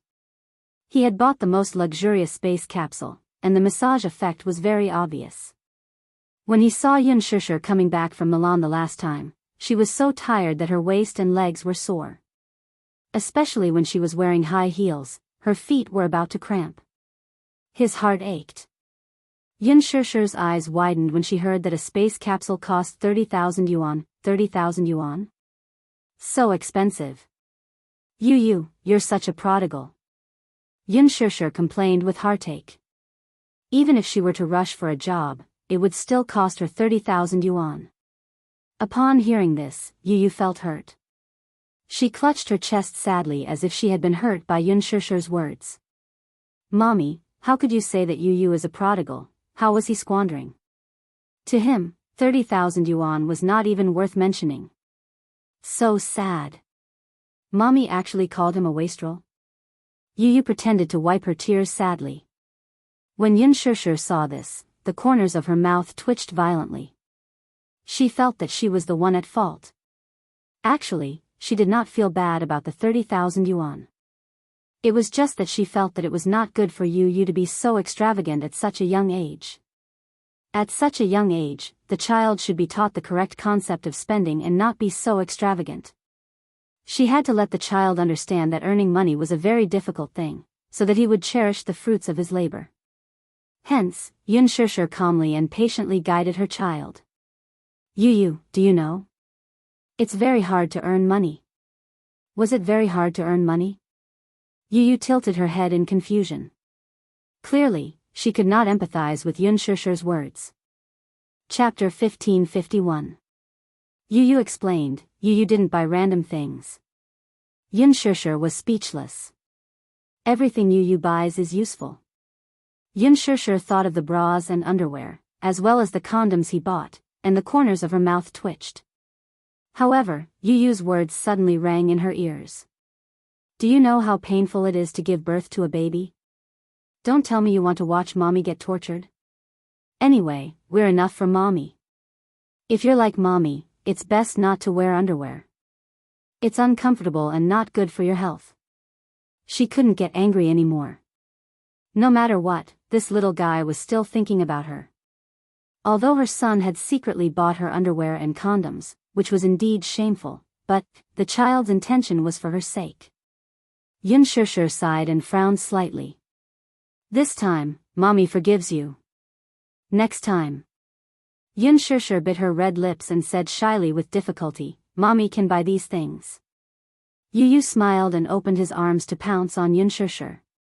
He rubbed against her arms and said intimately, "Yu knows that Mommy won't be angry. Don't do it again." Yun Shishir couldn't help but remind him. Yu nodded and said softly, "Okay." He would do whatever Mommy said. But Mommy works so hard, you have to be more considerate of yourself. Yu is so worried because Mommy doesn't know how to take care of herself. Yun Shishir patted his head and kissed his forehead. "Okay, Mommy knows." You're only 7 years old. Why do you like to nag like an old man?" Yu's face immediately turned red. Feeling wronged, she mumbled, "Mommy actually said that Yu looks like a little old man." Behind him, Xiao Yichen covered his mouth and burst out laughing. When Yu heard Xiao Yichen's mocking laughter, she turned around and glanced at him coldly. Xiao Yichen could no longer laugh. Yun Shishir flicked Yu's forehead. "Don't bully your brother." "Woo. All right. Yu knows." Evening. When Wuxia returned, dinner was already prepared. Tonight, Yun Shishir and Yu prepared dinner together. Yu had bought an oven, so he specially baked a cheesecake tonight. When the cake was served, little Yichen, who was sprawled on the dining table, was almost drooling from the craving. After dinner, the family went out for a walk. After returning from the walk, Yun Shishir accompanied the two little guys to watch TV for a while. Then, she coaxed them to sleep. When she returned to the bedroom, she saw Wuxia holding a Okamoto set in a daze. When Yun Shishir saw this, her face immediately turned red. In addition to the condoms, there were sex toys included in the Okamoto set as well. Yu had previously asked the store to give more gifts. The store was kind enough to give these to him. Yun Shishir didn't open it to take a look. When Wuxia returned to the bedroom, he saw that there was such a thing in the drawer that wasn't closed. He took it out and opened it. To his surprise, he saw that it was a sex toy. When he saw her, Wuxia raised his head. There was a mischievous and playful look in his eyes. It was obvious that he had an unfathomable look. "You bought this?" Chapter 1552. Yun Shishir was so embarrassed that she immediately rushed forward, wanting to snatch this embarrassing thing away. However, Wuxia avoided her with a backhand. Caught off guard, she bumped into his arms. "Hey!" She looked up and glared at him a little angrily. However, she saw Wuxia looking down at her with a hint of speculation in his eyes. "You've already bought it. Why are you still hiding it?" Yun Shishir felt extremely wronged. It looked like she was going to be accused of this crime. She didn't want to be the scapegoat. Yun Shishir said aggrievedly, "I really didn't buy it." "If you didn't buy it, who else could it be?" I bought the wrong one. Can't I?" As Yun Shishir explained, she glared at him. "I clearly put it in the drawer." "Did you go through my drawer?" Wuxia corrected her sternly. "Miss Yun, pay attention to your words. This bedside table is mine. Are you hinting at me by putting this thing here?" It was a 2-meter-long bed. On the left side was Wuxia's bedside table. Usually, he would put his watch and phone on it. Today, Yun Shishir had been in a hurry, so she stuffed the box directly into the cabinet. When Wuxia came back, he saw it when he opened the cabinet to take out the charger. When he first saw it, he was shocked. Why would this stupid woman buy a condom set? However, when he opened it, he was even more stunned. There were actually sex toys inside, and they were especially realistic. A certain man's thoughts went astray. He looked askance at her with a devilishly charming smile. The teasing look in his eyes made her want to dig a hole in the ground and bury her burning face deep in it. "Stupid woman, are you hinting at me?" Yun Shishir lowered her head, not daring to look at his teasing gaze. However, she heard him say something indecent in a very serious tone. "Could it be that I'm not enough for you, so you want to borrow?" His thin lips were right next to her ear. His breath smelled like orchids, and his warm breath blew into her ear, causing her face to turn red and her heart to beat faster. Shut up. Yun Shishir flew into a rage out of humiliation. Hey! Can you be a little more serious? Isn't this serious enough? Wuxia, however, did not agree. He hugged her and began to bully her even more ambiguously. You haven't seen my indecent side yet. Do you want to see it? No, I don't want to. She answered without thinking. Wuxia's lips curled into a mischievous smile. So cold. I thought you would be looking forward to it. Hey! He actually dared to tease her. This man was getting worse and worse. Yun Shishir was angry and embarrassed, but she saw Wuxia looking at her expectantly. Since you've already bought the product, why don't you try it and see what effect it has? No need. Are you being shy? Wuxia raised his eyebrows. He liked the shy expression on her face when he teased her. The more he looked at it, the more he found it interesting. You, stop fooling around. Yun Shishir frowned, but Wuxia could not help but hug her and sit her on his body, coaxing her. Okay. I won't tease you anymore. He would not tease her anymore. Chapter 1553. Once he kissed her, he couldn't bear to leave. She was so beautiful that he didn't know what was going on. The room was filled with tenderness and love. For the next few days, Yun Shishir's schedule was packed to the brim. First, there was the grand opening ceremony of Lethal Beauty. Yun Shishir and the main cast and crew attended the ceremony. Before the ceremony ended, they left the venue in a hurry and boarded a plane to Paris. After the first episode of The Love Diary was aired, the response was very strong. Without a doubt, it became the #1 show in the Golden Entertainment ratings. The production team promoted the Lucky Couple brand. On Tiba and forums, the number of discussions about the Lucky Couple increased rapidly. Yun Shishir became popular. Although she had been popular for a while due to the promotion of The Green Apple, after the broadcast of The Love Diary, her popularity rose to a considerable level and attracted the attention of everyone. Yun Shishir's team, on the other hand, was even more relentless in their promotion efforts. Hence, the script for the second episode was changed at the last minute. The production team spent a huge amount of money to draft a new script and the entire team flew to Paris for the recording. Before the recording, they released a notice on Weibo that the Lucky Couple would be having a sweet time in Paris. The fans of the Lucky Couple were looking forward to it. Actually, after the first episode was aired, many die-hard fans of Wuxia Xianxia went to Yun Shishir's Weibo to shout insults. However, most of the fans maintained a rational attitude and were more upright. They knew that this was just a reality show and they were just there to watch it. They didn't take it too seriously. Even the younger fans were turned into fans by Yun Shishir's good looks. She was too beautiful. In the first episode, Yun Shishir won a lot of praise with her clear and fashionable makeup and flawless outfit. Moreover, she was a newcomer and didn't have any dark history. Hence, even if someone wanted to defame her, they couldn't do it. Even the production team did not expect that the first episode of the show would achieve such unprecedented viewership ratings.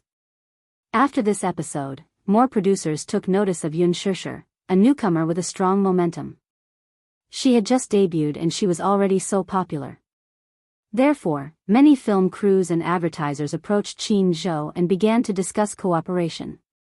Qin Zhou had received a lot of endorsements for Yun Shishir, and his hands were about to go limp. However, there weren't many offers. Most of them were cameos or supporting roles. The main reason was that there weren't any good scripts. What time was it now? It was the off-season in the entertainment industry. There were no good scripts. Qin Zhou restrained himself. If there were no good scripts, he would not accept them. After all, there were very few good scripts like The Green Apple and Lethal Beauty. Only a few books were published in a year. As soon as the plane landed, Yun Shishir ran to the airport and threw up all over the place. There was no other reason. She had boarded the plane on an empty stomach. Then, she ate some bread on the plane and felt very uncomfortable in her stomach. When the plane landed, it was extremely unstable and she was dizzy. She endured it until she reached the ground. When she reached the washroom, she could no longer hold it in and vomited until tears flowed out. He was too tired.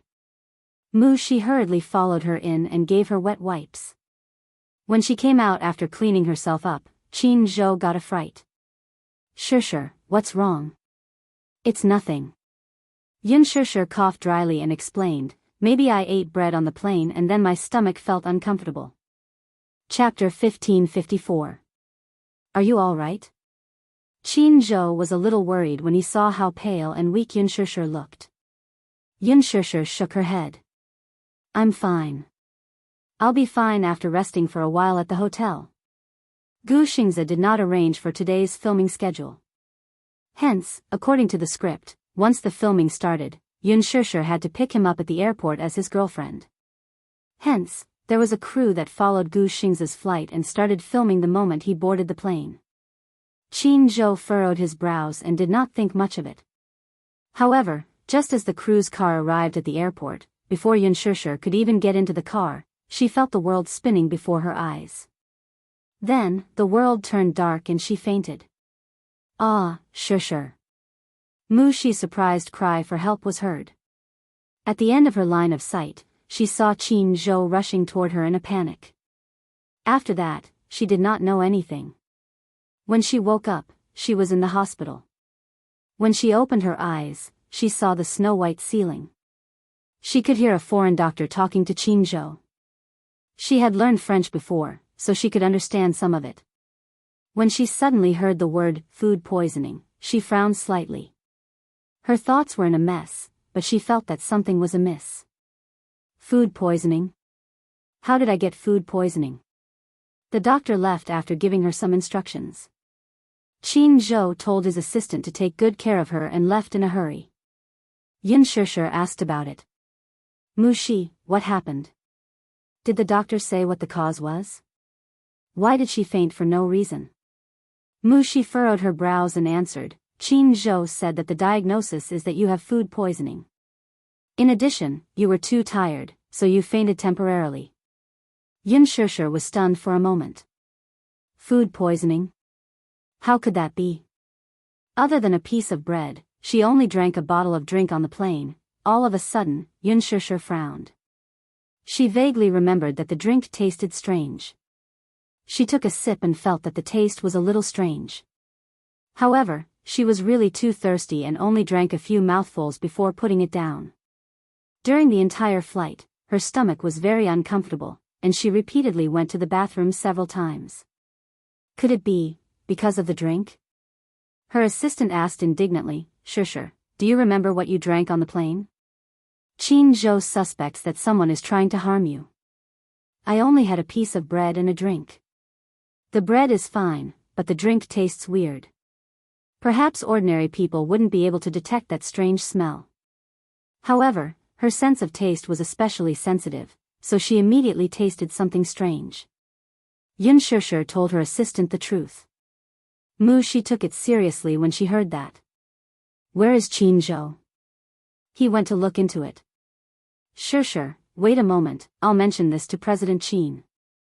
With that, she walked to the balcony with her phone and gave her manager a call to explain the situation. There's such a thing? When Jianghu heard this, he suddenly cursed and then angrily hung up the phone. After Xianxia was done with the 4-drip, Wuxia accompanied her to the hotel she was staying at. As the situation was not very serious, she was discharged after taking some nutrient fluids and medicine. The next day, early in the morning, Jianghu knocked on the door of her room. Xianxia was already done washing up. When she opened the door, Jianghu stormed in with an assistant in tow. Chapter 1555. Xianxia recognized this assistant at a glance. It was the person who had bought her bread and drinks yesterday. It was her who had passed the bread and drinks to her. As she was Jianghu's personal assistant, Xianxia naturally trusted her and accepted it politely without any suspicion. When Wuxia told Jianghu about this situation yesterday, he immediately thought of this person. At first, he interrogated her and she refused to admit it. Later, he used some tricks and she finally admitted it in tears. It turned out that this little assistant was Gu Xingzi's diehard fan. The reason why she chose to become an artist's assistant and managed to get close to Qin Zhou was that she hoped to be able to get close to her idol. In the end, not long after she became his assistant, Qin Zhou terminated his contract with Gu Xingzi. After that, Qin Zhou started to take care of Yun Shishir. She was narrow-minded and suspected that Yun Shishir must have chased Gu Xingzi away because she wanted to be promoted. As Qin Zhou's assistant, she could only watch as Gu Xingzi and Yun Shishir got so close. When she saw Gu Xingzi's admiration for Yun Shishir in The Love Diary, she could not take it anymore. For a moment, she even resorted to underhanded means to teach Yun Shishir a lesson. Fortunately, she was timid and only did something to Yun Shishir's drinks, so the matter did not get too serious. However, Qin Zhou still felt a chill run down his spine.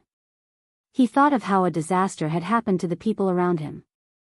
This matter was not considered serious, but if this person was more ruthless and directly poisoned Shishir, at the thought of this, Qin Zhou was filled with hatred. He called for someone to teach this assistant a lesson and teach her a lesson. To be able to get to this point, Qin Zhou was naturally capable. With just a few tricks, he managed to tame this assistant. Just as this assistant entered Yun Shishir's room, she knelt in front of her in tears and kowtowed repeatedly. "I'm sorry. I'm sorry. I shouldn't have hurt you. It's my fault, I'm heartless, Shishir. I'm sorry." Yun Shishir immediately realized what was going on. "Did you do it?" The man nodded with difficulty. His eyes were red and swollen, but he didn't dare to look at her. Yun Shishir's lips twitched coldly, but she didn't say anything in the end. Qin Zhou said to her, "Later. When we return to the country, I'll send her to the police station." "No need. You forgave her just like that?" However, Qin Zhou was somewhat disapproving.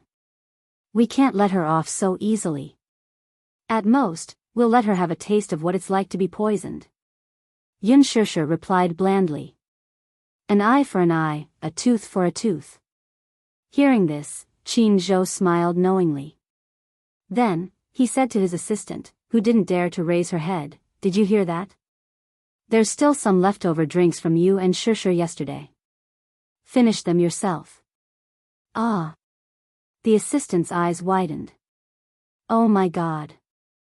The drinks that Yun Shishir finished yesterday were still in her bag. More than half of the bottle was untouched.